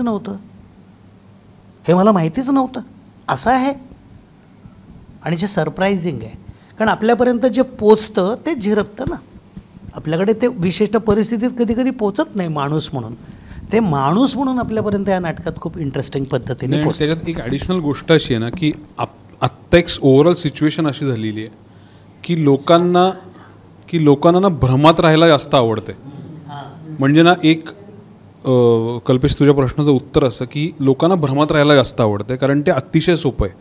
मग आज एक गोष्ट झाली तर ती अमुक व्यक्तींनी केली, अमुक कास्ट, क्रीड, धर्मपंथ वगैरे वगैरे. हां, मला लेखक म्हणून सिम्पल गोष्ट अशी वाटली, एका वाक्यात सांगायचं तर मला असं वाटलं, भ्रमापासून संभ्रमापर्यंत तरी आपण यायला पाहिजे. म्हणजे संभ्रम हा तात्पुरता असतो, आपण त्याच्यामध्ये एक छोटीशी, ज्याला हिंदीत गुंजाईश हा शब्द आहे ना, की एक छोटंसं त्याच्यात आपण हे ठेवतो की एक परत एकदा विचार करून बघू. तर नाटकात असं एक वाक्य आहे की तो म्हणतो की तुमच्या दारात आत यायला जागा आहे, म्हणजे उजेड आत यायला जागा आहे. ते दार म्हणजे ते मनाचंच दार आहे, की माझ्या मनात ती एक छोटीशी फट तयार व्हावी. मला काउंटर नरेटिव्ह जो आहे, समोरच्याचं जे म्हणणं आहे, आपण नेहमी म्हणतो ना दुसऱ्याच्या बुटामध्ये तुम्ही पाय घालून बघा आणि मग तुम्हाला कळेल की तो कसा चालत आला आहे, इतकं सोपं आपण म्हणतो. तर आत्ता ना लोकांना सेकंड साईड ऑफ द स्टोरीच नको आहे, आणि ओव्हरऑल माध्यमांच्या स्फोटात ना ती तुमच्यापर्यंत पोचू नये, किंवा जर पोचली तर ती अजून वाईट होऊनच पोचावी, असं म्हणूनच वातावरण तयार केलं गेलं. तर ह्या सगळ्यामध्ये कुठेतरी तो भ्रम इतका डोक्यात लोकांच्या फिट बसलाय, अरे हा म्हणजे हाच, हे म्हणजे असंच, यांचं म्हणजे वाईटच. तर मला असं झालं की असं आपण कुठल्याही माणसांना जनरलाइज नाहीच करू शकत. आपण माणसाला माणूस म्हणून जर पाहिलं तर यातले खूप गोष्टी सोप्या होतील. आणि नाटकात काही क्विक सोल्युशन नाही आहे की अरे तुम्ही असं असं करा म्हणजे मग सगळे नाटकाच्या शेवटी हात वर करतील, शपथ घेतील किंवा मेणबत्त्या लावतील. असं काही नाटकात काही म्हणणंच नाही आहे. मुळात मजा हीच आहे की ते अबेंडन्ड आहे नाटक. त्या पात्रांनी त्यावेळेपुरता स्वतःचा घेतलेला एक डिसिजन आहे. मला स्वतःला असं वाटतं की कलाकृती म्हणून तुम्ही प्रेक्षकांच्या मेंदूशी आणि मनाशी झटापट करायला शिकलं पाहिजे. कारण ती जर तुम्ही करू शकलात तर लोकांनाही असं वाटतं, म्हणजे असं झालं या नाटकामध्ये 5च प्रयोगामध्ये की लोकांचे जे मेसेज आहेत ते असे आलेत, आम्ही ॲक्च्युली हा विचार आत्तापर्यंत केला नव्हता, बस एवढं खूप आहे. एक्झॅक्टली हो का, असं आहे का, मी बघतो तरी. हां एक्झॅक्टली. तर माझं म्हणणं एवढंच आहे की आपल्याला काही समाजात काहीतरी जागतिक स्तरावरचा बदल घडेल किंवा एका नाटकाने काहीतरी क्रांती होईल ही अत्यंत भाबडी आणि भ्रामक अपेक्षा आहे, ही नाहीच आहे. पण ज्या माणसांना असं वाटतं की हो सत्सद्विवेक बुद्धी महत्त्वाची आहे, आजच्या काळात जास्त महत्त्वाची आहे, आणि जर ती ठेवली तर कदाचित माझ्यातला 5% द्वेष किंवा 5% कन्फर्मेशन बॅस कमी होईल, विच इज ग्रेट, एवढं पुरेसं आहे. मला असं वाटतं की ते धाडस किंवा ती अस्वस्थता ही मराठी नाटक किंवा मराठी सिनेमा किंवा बाकीच्या गोष्टी करत नाही आहेत, आणि लोकांना त्याची भूक आहे. म्हणजे मगाशी तू जे सरांना म्हणलंस ना की तू दिग्दर्शक म्हणून शाळा वगैरे, तर मला खूप महत्त्वाची गोष्ट त्यांच्याबद्दल पण ही वाटते की मी अशी खूप लोकं पाहिलेत, आणि मी हे खूप जबाबदारीने बोलतोय की प्रस्थ झाल्यानंतर लोकांची अस्वस्थता गेलेली मी पाहिलेली आहे, त्यांची नाही गेलेली. आता मला नाटक, मी स्वतः दिग्दर्शक आहे, पण मला असं का वाटलं की नाही ह्यांनी बसवलं पाहिजे. एकतर बॉडी ऑफ वर्क आहे, सामाजिक समज, हे सगळं बरोबर आहे, पण नाटक म्हणल्यावर अस्वस्थ होणारे किती दिग्दर्शक आहेत. अदरवाईज हा नट घ्या, हे घ्या, ते घ्या, एक मोड बांधा, चला नाटक करूया, काही वाईट नाही त्याच्यात, पण आपण परत खोलात शिरूया, त्या गोष्टीत स्वतःला टाकूया. त्याच्यात फेल्युअरचा खूप मोठा चान्स आहे, त्याच्यात लोकांना ते न आवडण्याचा खूप मोठा चान्स आहे. अरे कशाला हे सगळं केलं, त्यापेक्षा तुम्ही करा ना जुनं नाटक, काही फरक पडत नाही, असंही उद्या लोक म्हणायला कमी करणार नाहीत. पण ह्या सगळ्या शक्यता गृहीत धरून एका लेखकाच्या बरोबर 3-4 वर्ष थांबून नाही मला पण हेच म्हणायचं आहे, हे करायला खूप गट्स लागतात. आणि मला म्हणून असं वाटतं की म्हणून ते गट्स आम्ही एक कोलॅबरेटिव्ह स्पिरिटमध्ये दाखवलेत, आणि we are very happy with that. कारण आमच्या सगळ्यांचा इंटेंट अतिशय स्वच्छ आहे, अतिशय स्वच्छ आहे, त्यामुळे त्याची आम्हाला मजा येते. आपल्याला हे तर डिमांड अँड सप्लाय कारखाना नाही नाटक म्हणजे. लोकांना हे आवडतं हे द्या. मला वाटतं तुम्हाला हे आवडतं तर लोकांना जर कन्व्हिक्शनने केलं तर ते लोकांना आवडतं. म्हणून जगीशा अष्टविनायकचे दिलीप जाधव असोत, श्रीपाद पद्माकर असोत किंवा आमच्याबरोबरची सगळी, आम्ही गेले 10-12 एक तप झालं की तुम्ही बघितली जर नाटकांची यादी तर ऑल टाईप्स ऑफ प्ले, वेगवेगळे फॉर्म, वेगवेगळे प्रयोग करून बघणं, याचं सातत्याने काम केलेलं आहे. वेगवेगळे विषय हाताळून बघितले पाहिजेत आणि त्याच्यावर विश्वास ठेवला, आणि महाराष्ट्राच्या प्रेक्षकांनी त्याला 100% प्रतिसाद दिला आहे. आवडणार म्हणजे आवडणारच, असं होणारच नाही.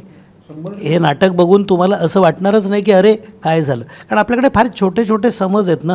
आता म्हणजे फक्त करमणुकीसाठीच नाटक बघायचं तर मग माझं नेहमीचं गणित, मग तुम्ही IPLची मॅच बघायला वानखेडेला जा, फुटबॉलची मॅच बघायला जा, सर्कस बघायला जा, नाही का. आपल्याला बौद्धिक मनोरंजन पाहिजे असलं तर नाटकाला या, आणि ते देत आहे. मी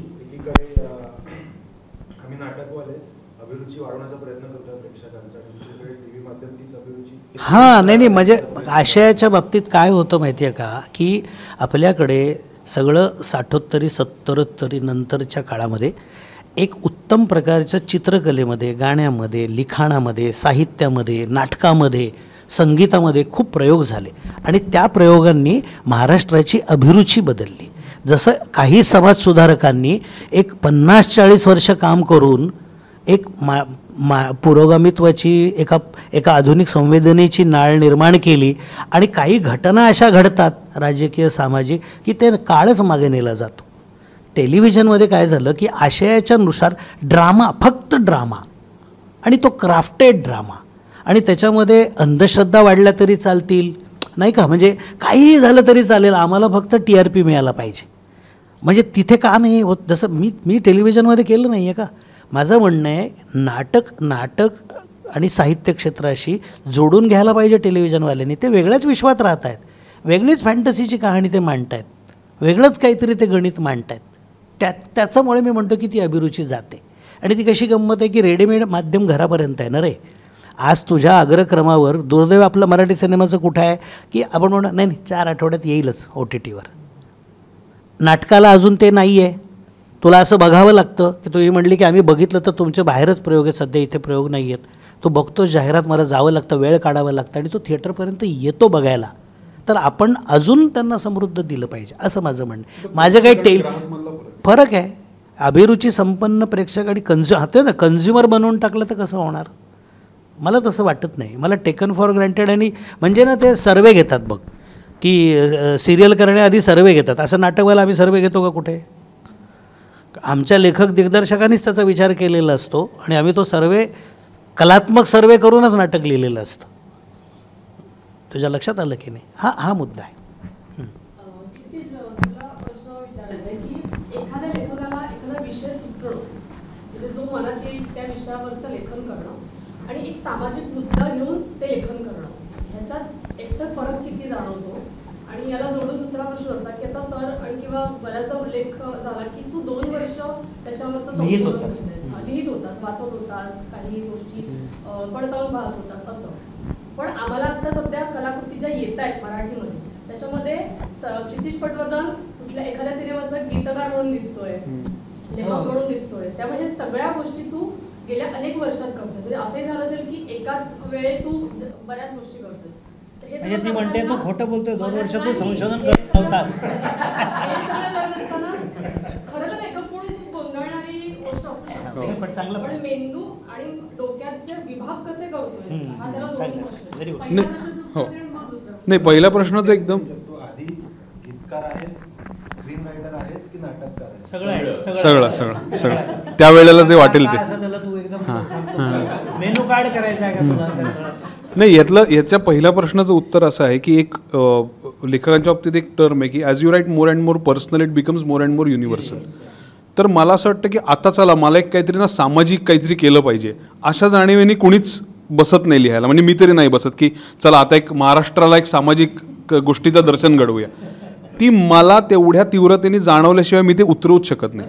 तर मला ती पहिल्यांदा जाणवणं हा एक सगळ्यात त्याची पहिली पायरी असते. मला असं वाटतं की तुमची जगण्याची तीव्रता ही तुमच्या सांगण्याची तीव्रता त्याच्यावर डिपेंडंट असते. म्हणजे तुम्ही त्या सांगण्याची तीव्रता तुमच्यात तेव्हाच येते जेव्हा तुमच्या जगण्यात ती तीव्रता असेल, तुमच्या अनुभवात असेल. मी कायम म्हणतो की माझ्या अनुभवातच जर ती तीव्रता नसेल, मला तर ते वाटतच नसेल, तर मी काय किती क्राफ्ट करू आणि काय इकडचं तिकडचं उचलून त्याच्यात टाकू. मला असं वाटतं ती सेन्सिटिव्हिटी हा एक सगळ्यात महत्त्वाचा मुद्दा. त्या गोष्टींनी ते जाणवणं आणि मग ते क्राफ्टमध्ये कुठल्या माध्यमात चांगलं वाटेल. आणि नाटकात त्यातला मला कायम असं वाटतं की मला लोक म्हणतात की आता तू सिंगमसारखा सिनेमा लिहिलास किंवा आता तू गाणी लिहितोस, सगळे करतोस. पण मला कायम असं वाटतं की इमोशनल बँक्रप्सी टाळण्यासाठी नाटकासारखं माध्यम सतत हाताशी ठेवणं फार गरजेचं आहे. अदरवाईज खूप इमोशनली बँक्रप्ट व्हायला होतं की हे चालूच आहे, मग आकडे येत आहेत, मग मोठी कामं होत आहेत, हे सगळं आहे. पण स्वतःशी प्रामाणिक राहण्याची जी जागा आहे ती नाटक आहे. तर त्यामुळे ते सतत त्याच्याशी झटापट करावं, परस्यू करावं असं वाटत असतं. हा एक मुद्दा. आणि तू मगाशी म्हणलीस की हे आता काय झालंय, ह्या सगळ्या गोष्टी वेगवेगळ्या वेळांना झालेल्या आहेत. ते येत आहेत एकत्र एकामागून एक. मेंदू आणि तू हे कसं, तर त्याचं एक त्याची मेथड त्याच्या वतीने आता त्याचं कौतुक त्यांनी माझं केलं, मी त्याचं करतो. नाही, मला क्षितिजच्या बाबतीत खूप चांगलं असं वाटतं की खूप डिसिप्लिन्ड आहे तो. म्हणजे तू त्याला मेसेज पाठवलंस ना कुठल्या कामासाठीचा, तरी त्याचं त्या शिस्तीतच उत्तर आणि फीडबॅक येतो. त्यांनी तू म्हणतेस त्याच्याशी जोडून घेतो की तो फार छान कंपार्टमेंट करतो. त्यावेळेला ज्या कामाचा वेळ द्यायला पाहिजे त्यावेळेला तो करतो. त्यांनी मला सांगितलेलं आठवतं की मला मी ना 2 पुस्तकं वाचतो आहेत, मला पुढचे 2 सीन्स सुचले होते पण मी थांबलो आहे सर, मला 2 पुस्तकं वाचायची आहेत आणि ती वाचल्यावर बघू मी काय करेल. आणि त्यांनी वाचली आणि त्याचं रिफ्लेक्शन पडलं आहे. तू नाटक बघितलंस तर तुला कळेल. कारण शेवटी असं असतं ना की सामाजिक मुद्दा आणि सामाजिक नाटक किंवा गंभीर नाटक किंवा वैचारिक नाटक अशी कॅटेगरी नसते असं मला वाटतं. ते नाटक पण म्हणून त्याच्यामध्ये जे असतं ना ते सिद्ध झालं पाहिजे. नाही, आणि तो ना कन्फर्मेशन बायसचा जो मुद्दा आहे तो मला मी खूप वेळा अनुभवला आहे. म्हणजे मला पहिले भेटून लोक म्हणतात अरे ते आवाज वाढव डीजे गाणं तू लिहिलेस, असं वाटत नाही की तू लिहिशील. तर मला कधीच हे कळलं नाही की तू लिहिशील असं वाटत नाही, ह्याला काय कॉन्टेक्स्ट आहे. म्हणजे मी असं काय नाही करत की लोकांना वाटतं की हे गाणं मी आता लिहिलंय. भूमिका नाटक लिहिल्यानंतर तुझ्याकडचं बरंच काम बंद होणार आहे. ते ठीक आहे, ते ठीक आहे. तर म्हणजे मला असं वाटतं की मला स्वतःला जर एका गोष्टीत अडकायचं नाहीये तर प्रेक्षकांनी तसं मला अडकवण्याचं काही कारण नाही आणि ते नाही अडकवत. पण मधली काही लोक असतात ज्यांना ते मग त्यांच्या नजरा फिरतात, त्यांचे डोळे बदलतात. काय हां करेक्ट. तर तुझ्या बाजूला एक माणूस बसला आहे जो पत्रकार आहे, जो साहित्यिक आहे, जो विनोदी लिहितो, जो तिरकस लिहितो, आहे की नाही? तो कोण आहे मग? तो स्क्रीन प्ले पण लिहितो. म्हणजे मग म्हणून माझ्या थ्रू रिबाउंड कट कशाला मारतोस? नाही नाही, मला मला मला काय वाटतं एक हां बोल. एकीकडे समजा किंवा सचिन यांच्यासारखे दिग्गज आणि कसलेले कलाकार आहेत, दुसऱ्या बाजूला नवीन कलाकारांची एक टीम आहे. तर हे असे दोन पोल कसे झाले आणि ते कसे, ते नवीन कलाकार कसे मिळाले? नाही, त्याच्यासाठी तुला सजगपणे राहावं लागतं. मी महाराष्ट्रात जे जे चाललं आहे ते सगळं बघतो. मी महाविद्यालयीन पातळीची एकांकिका स्पर्धा बघतो, मी प्रायोगिक नाटक बघतो, मी व्यावसायिक नाटक बघतो, मी वेब सिरीज बघतो, मी सिनेमे बघतो. आणि माझं लक्ष असतं आपल्याकडे उत्तमोत्तम नाट्य प्रशिक्षणातून आलेले विद्यार्थी आहेत, एक रॉनेस असलेले विद्यार्थी असतात. आणि त्या बाबतीत मी खूप कास्टिंगच्या बाबतीत पर्टिक्युलरी असतो. आणि आता एकदम राजकीय उत्तर देतो की मी एकदम या नाटकाची भूमिका अशी केलेली आहे की मी आता एकदम निर्धोक आहे. कल्पेश याची चौकट कर की माझ्याकडे मुंबई, पुणे, नागपूर, पश्चिम महाराष्ट्र, कोकण आणि मराठवाडा सगळे कलाकार आहेत. त्याच्यामुळे सगळ्यांचा प्रतिनिधी माझ्याकडे आहे. पॅन महाराष्ट्र, जसं तुझ्या वेब सिरीजमध्ये पॅन इंडिया आहे की नाही, त्याच्यामुळे एक हिरो घेऊन चालत नाही तुला. पॅन काय म्हणतं? पॅन महाराष्ट्र. आमच्याकडे पॅन महाराष्ट्र आहे. त्याच्यामुळे नाही, प्रश्नाचं उत्तर असं की ते पात्र शोधायला थोडी धडपड होते, शोध घ्यावा लागतो. अनेक वेळेला कोणी सजेस्ट करतं, कधीतरी प्रत्यक्ष काम बघितलेलं असलं ना की फार पटकन होतं. आणि असं नेहमी होतं. 4 चौकीच्या पण 1-2 कास्टिंगला मला ऑडिशन्स मी घेतल्या खूप, किंवा तर याच्यातल्या एका रोलसाठी मी बऱ्याच ऑडिशन्स घेतल्या आणि मला काही समाधानकारक माणूसच मिळत नव्हता. आणि नंतर तो मी आला, म्हणजे क्षितिजनी सजेस्ट केलं, मग नंतर मी चेक केलं, मग त्याचं वाचन घेतलं. 3 मिनटात मी त्याचं सिलेक्शन पण केलं. आणि दुसरी गोष्ट प्रोसेसमध्ये कशी असते नाटकात, ती पण गंमत असते. आता तू जसं म्हणालास की ती 22-23 वर्षाची मुलगी आहे, तिच्यासाठी डबल वर्कशॉप असतं, टिपल असतं. तिला हे नाटक लेखकाचं समजून घ्यायचं असतं, माझ्याबरोबर कोपअप करायचं असतं, आणि सचिन खेडेकर तिचे कोस्टार असतात. तर अशा वेळेला ना, म्हणून मी सांगतो तुला की संस्कारक्षम वयात जर नाटक केलं ना, नाटक हे माझं नेहमीचं स्टेटमेंट आहे. एवढी डेमोक्रेटिक आर्टच नाही आहे कुठे. इथे तुला ज्या प्रकारचं एक अप्रत्यक्ष अघोषित संस्कार होतात ना, म्हणजे लिसनिंगचे होतात, समजुतीचे होतात, कानावर शब्द पडतात, नव्याने कळतं, खूप मोठी गोष्ट घडते. तू जर सगळ्यांची उदाहरणं घेतलीस आपल्या, तर त्या डेव्हलपमेंटमधला थिएटर हा खूप एनहान्सिंग भाग असतो. त्यामुळे मजा येते आणि ते शिस्तीत पण असतात. कमी आता बघितलं तर आता सचिन सिनियर आहे म्हणून एक आमच्याकडे अशी छोटी संघटना आहे. सचिन आहे आणि 5 जणांचा एक ग्रुप आहे. हां, आमच्याकडे आता तसं असतं माहिती आहे ना, की नाटकात मी बघितलं 4 चौकीपासनं. बरं, सचिन कसं आहे की फार व्हॉट्सअपला वगैरे उत्तर देणार नाही. हळूहळू यांचा 5 जणांचा एक ग्रुप होईल. त्याच्यामध्ये क्षितिज आणि मी नसेल, सचिन तर नसेलच. आणि ते एक वेगळं गणित असतं. मग ते एकमेकांचं शिक्षण असतं, एकमेकांचं. माझ्याकडे तर सुयश झुंझुरके जो आहे तो प्रायोगिक नाटकांचा दिग्दर्शक आहे. मला जेव्हा कळलं, मी इन प्रोसेस त्याला माझ्याबरोबर सहाय्यक म्हणून घेतलं. मी त्याला ब्लॉकिंग्ज आणि याच्यामध्ये केलं. त्याला खूप अनुभव मिळाला, त्याला व्यवस्थित त्याचं क्रेडिट नोट पण मिळाली आणि मी त्याला सामील करून घेतला. त्यामुळे त्याला पण वेगळं एक मिळालं ना. तो रोलही करतोय, पण तो यांची तालीमही घेत होता, तो ब्लॉकिंगही सांगत होता, तो प्रॉपर्टी लिस्ट पण काढत होता. सो अशा आणि छान कामही त्यांनी उत्तम काम केलं. एकदम नॉवेल्टी. म्हणजे सुयश झुंझुर हा कोण असं होईल एकदम. तर जयश्री जगताप, आपला उमेश जगताप जो नट आहे त्याची बायको आहे. ॲक्च्युली ती B.Ed केलेली लातूरची मुलगी आहे. ती लग्न होऊन इथे आली, ती बाकीचं करत होती. अचानक ती एका दत्ता पाटीलच्या नाशिकच्या ग्रुपच्या नाटकात मला दिसली आणि मी यातल्या भूमिकेसाठी तिला बोलवलं. आता मजा येणार आहे. आता तिला ज्या प्रकारचा रिस्पॉन्स मिळतो किंवा तिला गावोगाव प्रयोग करायला मिळणार आहेत. म्हणजे उमेश आला आहे करिअर करायला, नाही का, नट म्हणून इथे. आणि आता उमेश घरी तिची वाट बघत बसणार आहे. याची मला मौज येते.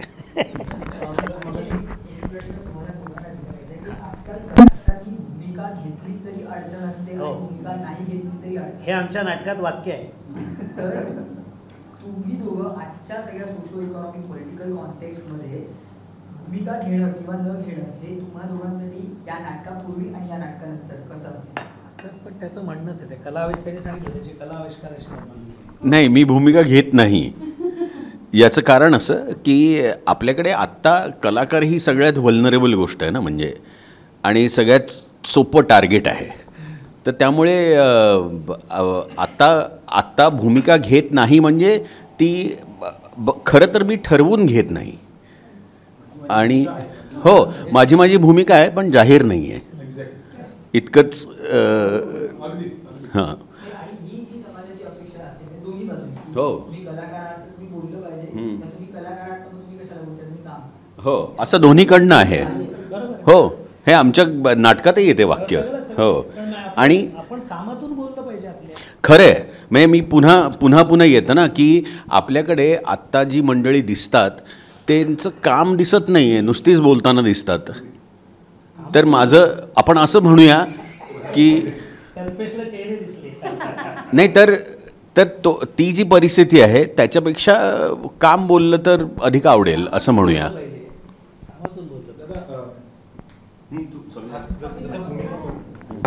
नाही, सेम माझं म्हणणं तेच आहे की प्रत्येक माणसानी भूमिका त्याची असतेच, त्याचं मत असतं आणि त्याला ती मांडायचीही असते, त्याला त्याचं मत मांडायचंही असतं. पण आत्ताचा जो सोशल सिनारिओ आहे त्यात पडू नये अशा पद्धतीचीच भूमिका घेणं जास्त हे आहे. आणि त्यातल्या त्यात जर का पुढे जाऊन या सोशल मीडियावर येणारं जे ट्रोलिंग आहे किंवा कमेंट्स आहेत, ज्या दिवशी मला वाटतं ह्याच्यावर कर लागेल, पैसे लागतील, त्या दिवशी सगळे आपापली भूमिका निश्चित मांडतील.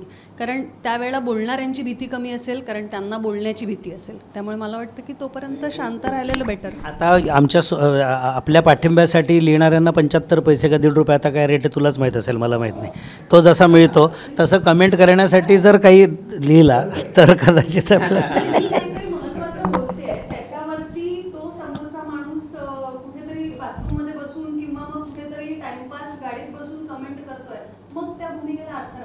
आणि एक छोटा मायक्रो मुद्दा असा आहे की भूमिका ठरवण्यासाठी वेळ घ्यायला लागतो.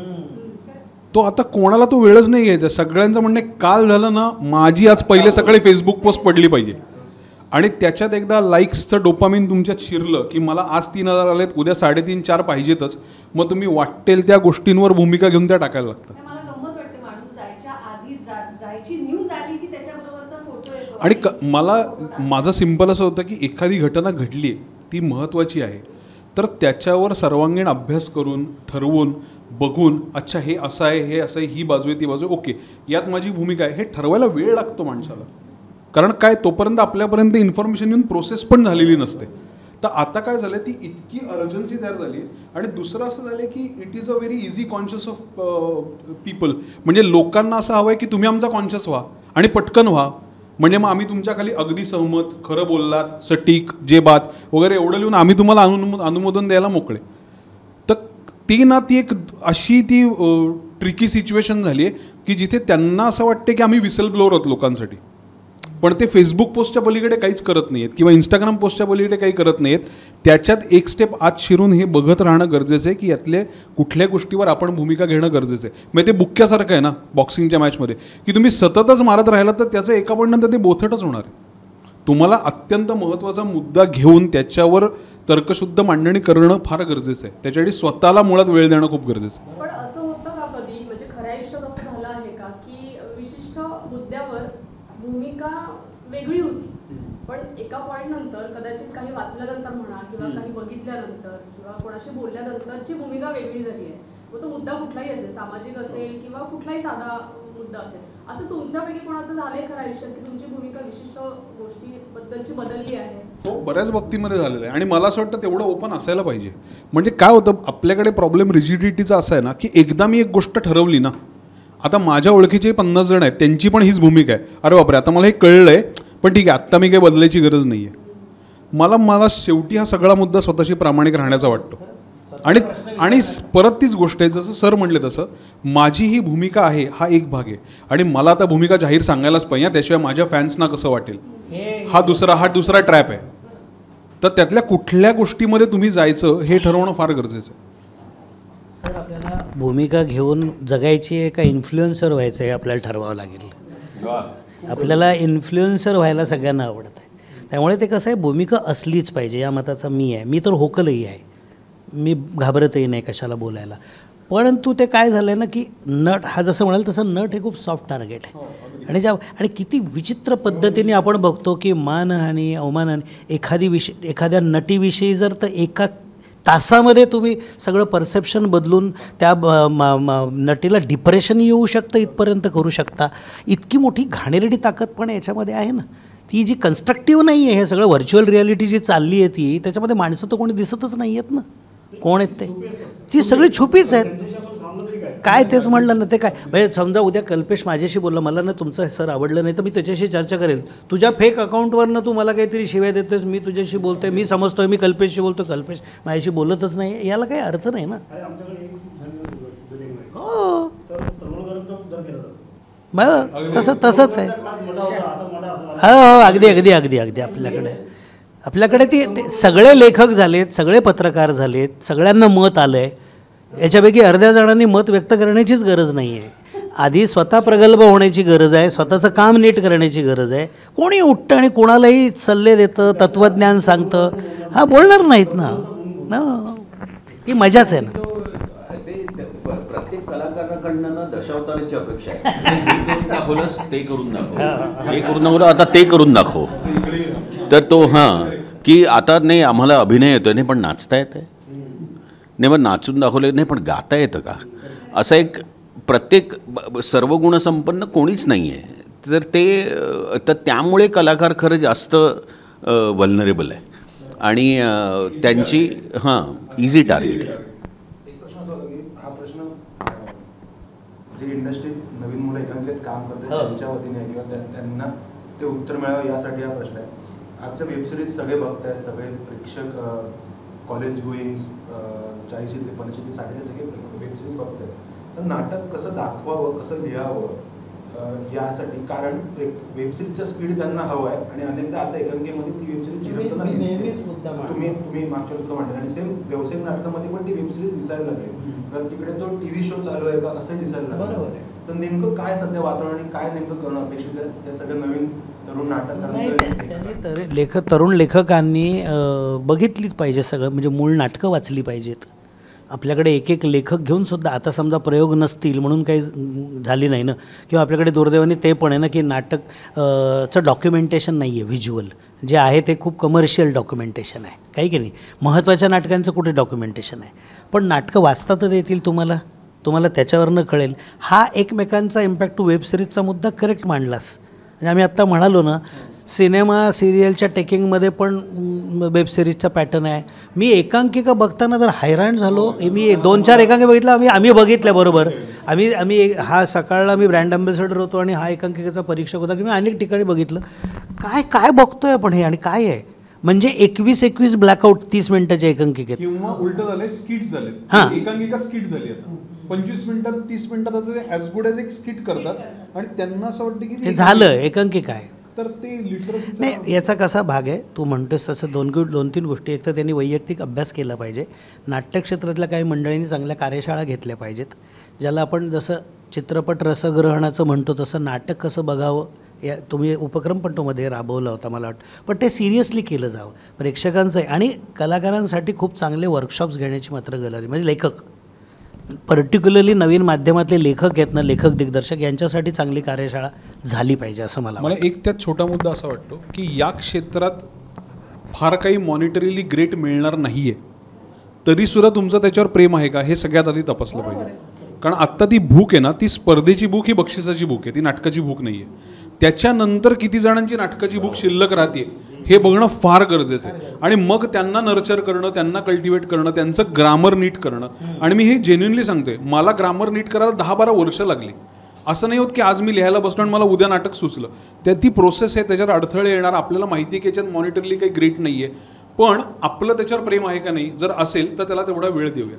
आणि दुसरं, हे क्षेत्र तुम्हाला एक खूप मोठं प्रिव्हिलेज देतं की तुम्ही तुमचं काम करत राहा, बाजूचं जे काय आहे ते, पण तुम्ही एक नाटक तुमच्यामध्ये झिरपट ठेवा. ते झिरपट ठेवून 3 वर्ष 5 वर्ष 7 वर्षांनी एक काहीतरी छान येईल, ज्याला त्या नाटकाचं ग्रामर असेल, अंडरस्टँडिंग असेल, त्यांनी तुमची लोकांची भूक भागेल. मला असं वाटतं त्याकडे 4 चांगले लेखक मिळून त्या दिशेने त्यांना तिकडे नेणं गरजेचं आहे. तर ते ग्रामर परत नाटकाचं येईल. आणि दुसरं असं की जे भूक भागवणं हा मुद्दा आहे ना, की नुसतं आलो बसलो टाइमपास केला चला निघालो असं नाही. आता तुझं इंस्टाग्रामवर नवीन ट्रेंड बघितला तर लोक असं टाकतात की coffee dates are so boring, let's go to a Marathi play. असं एक इन्स्टा ट्रेंड आहे आता. लोक असं टाकतात हां 2 नाटकाची तिकीटं, एखादा गजरा, एखादा बटाटे वडा. तर ते कल्चरमध्ये आहे लोकांच्या. आता ते लोक टेक्नॉलॉजीनी एम्ब्रेस करतात. तर असंच त्यांनाही हे ग्रामर शिकवलं पाहिजे की नाटक कधीच मरणार नाहीये, ते अजून इन होत जाणार आहे, कारण ती जिवंत कला आहे. तो मेसेज गेलाय पण एक्झॅक्टली. कोरोना तो मेसेज सगळ्यात स्ट्रॉंग गेलाय. तर नाटक हे जगणार आहे. तर आजच्या सेन्सिबिलिटीचं नाटक त्यांच्या झिरपत ठेवणं हे त्यांचं नाटकावर प्रेम तपासून करणं गरजेचं आहे. त्यांनी खूप गोष्टी होत्या.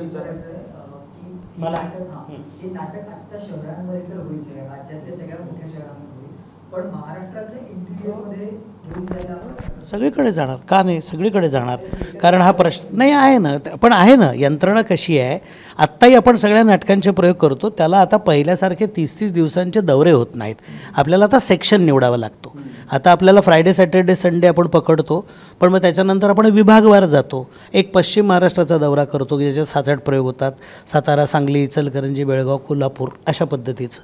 मराठवाड्यात होतो, विदर्भात होतो, उत्तर महाराष्ट्रात होतो. असे आपले प्रयोग होणारच आणि ते करायचेच आहेत. कारण अशा प्रकारचं नाटक सगळ्यांपर्यंत पोहोचायचं. मी तर हॅमलेटसारखं नाटक कुडाळला केलं, याच्यावर तुझा विश्वास आहे का? त्यामुळे मला आपल्याला नाटक पोचवायचंच आहे, सगळीकडे पोचवायचं का नाही. आणि आपलं खूप गैरसमज आहे. आपण त्यांना बाहेर जास्त वाचन आहे, बाहेर जास्त अवेअरनेस आहे, बाहेर जास्त भूक आहे. आपल्याकडे आत्ताचा प्रेक्षक कंटाळला आहे. आपला फक्त टेलिव्हिजनवर आपण सगळं फक्त आधी रेकॉर्डेड झालेले फंक्शन्स बघत राहतो आहे.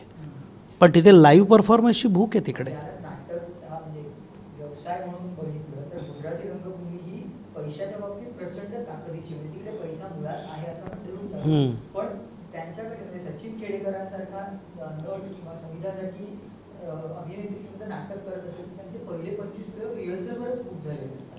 हो, अशा पद्धतीचं मेकॅनिझम तिकडे त्यांनी डेव्हलप केलं. नाही ते तुला आता थोडीशी अर्धवट माहिती आहे. करोनानंतर गुजराती व्यावसायिक रंगभूमी कोलमडली आहे आणि त्यांचं म्हणजे आता सगळंच कट ऑफ झालं. कारण तिकडे हे बघ वयोगट आहे ना आपल्याकडे, वयोगट. आता मी उदाहरणार्थ सांगतो, म्हणजे विषय नसलेली गोष्ट तुम्हाला सांगतो की आपल्याकडे सेगमेंट केलं जातं ना, हे नाटक तरुणांचं आहे, हे नाटक ह्यांचं आहे, त्यांचं आहे, हे खूप चुकीचं आहे. उदाहरणार्थ अजिबाई जोरात आहे, ते बालनाट्य नाही आहे नुसतंच, ते पालकांनी बघावं एवढंही महत्त्वाचं आहे. उद्या तोडी मिल फॅन्टसी आलं तर ते काय फक्त गिरणगावच्याच प्रेक्षकांनी बघायचं आहे किंवा तरुणांनीच बघायचं आहे असं नाही आहे. जेव्हा नाटक सगळं कुटुंब मिळून बघू शकेल अशा पद्धतीचं आलं तर त्याला प्रत्येकाला वेगवेगळे त्यातनं मिळणार आहे. त्यामुळे तो सेगमेंट आहे ना, सेगमेंट तो सगळ्यांनी 16+ 18+ सेन्सॉरशिप आणि OTT प्लॅटफॉर्मने आणलेला आहे.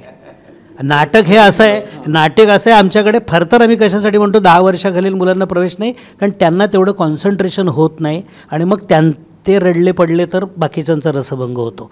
बाकी आपल्याकडे तो सेगमेंट वेगळा आहे, तो टेलिव्हिजनवाल्यांनी केला आहे. सकाळी उठल्यापासून भक्तिसंगीत, भविष्याला भविष्य, रात्री गाण्याच्या भेंड्या, दुपारी घरी बसणाऱ्या बायकांसाठी, संध्याकाळी आजोबांसाठी, असे सेगमेंट त्यांच्याकडे आहेत. ते सगळे सेगमेंट आहेत, ते कमर्शियल त्यांची गरज आहे आणि त्यांना 24 तास कंटेंट द्यायचं आहे ना, त्यांना 24 तास कंटेंट द्यायचं आहे. आपल्याकडे सगळं करा आणि सगळं कुटुंब मिळून नाटकाला या, असं आमचं म्हणणं आहे. डॉक्युमेंटेशनचा विषय आहे. हां,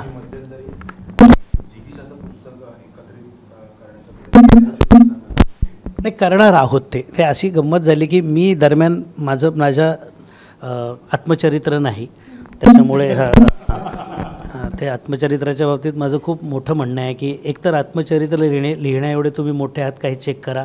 दुसरी गोष्ट, आत्मचरित्र 5-6 माणसं लिहू शकतात असं माझं मत आहे. महात्मा गांधी, तुकाराम, बुद्ध, आपण आत्मचरित्र लिहू नये, कारण आपण खरं लिहित नाही आणि मग ते खोट्याला खरेपणाचा मुलमावा देतो. मी माझ्या नाट्यप्रवासाचं पुस्तक लिहिलं आहे आणि त्याचं खूप चांगलं राजहंसने प्रकाशन केलं. तुमच्याकडे पण त्याचा लेख पण तुम्ही छापला होता. एक आयडिया आली होती की एक समूह चरित्र लिहूया का, कारण एक मोठी स्थलांतराची घटना माझ्या संस्थेच्या बाबतीत आम्ही 10 मित्रांनी केली आणि ती धाडसाची आत्तापर्यंत ठरली आहे. तर प्रत्येकाने वेगळं लिहिण्यापेक्षा एक समूह चरित्र लिहावं का, अशा कन्सेप्टमध्ये आम्ही अजून विचार करतो आहे. नकळत 40-42 वर्ष आमच्या संस्था स्थापन करून झाली आणि तरी आम्ही सगळे अजून बरोबर आहोत. म्हणजे संस्थाही फुटली नाही आणि माणसंही फुटली नाहीत आणि काही हेवे दावेही झाले नाही आहेत आणि ती सगळी आपापल्या क्षेत्रात आपापलं काम करत आहेत आणि संस्थाच मोठी करत आहेत.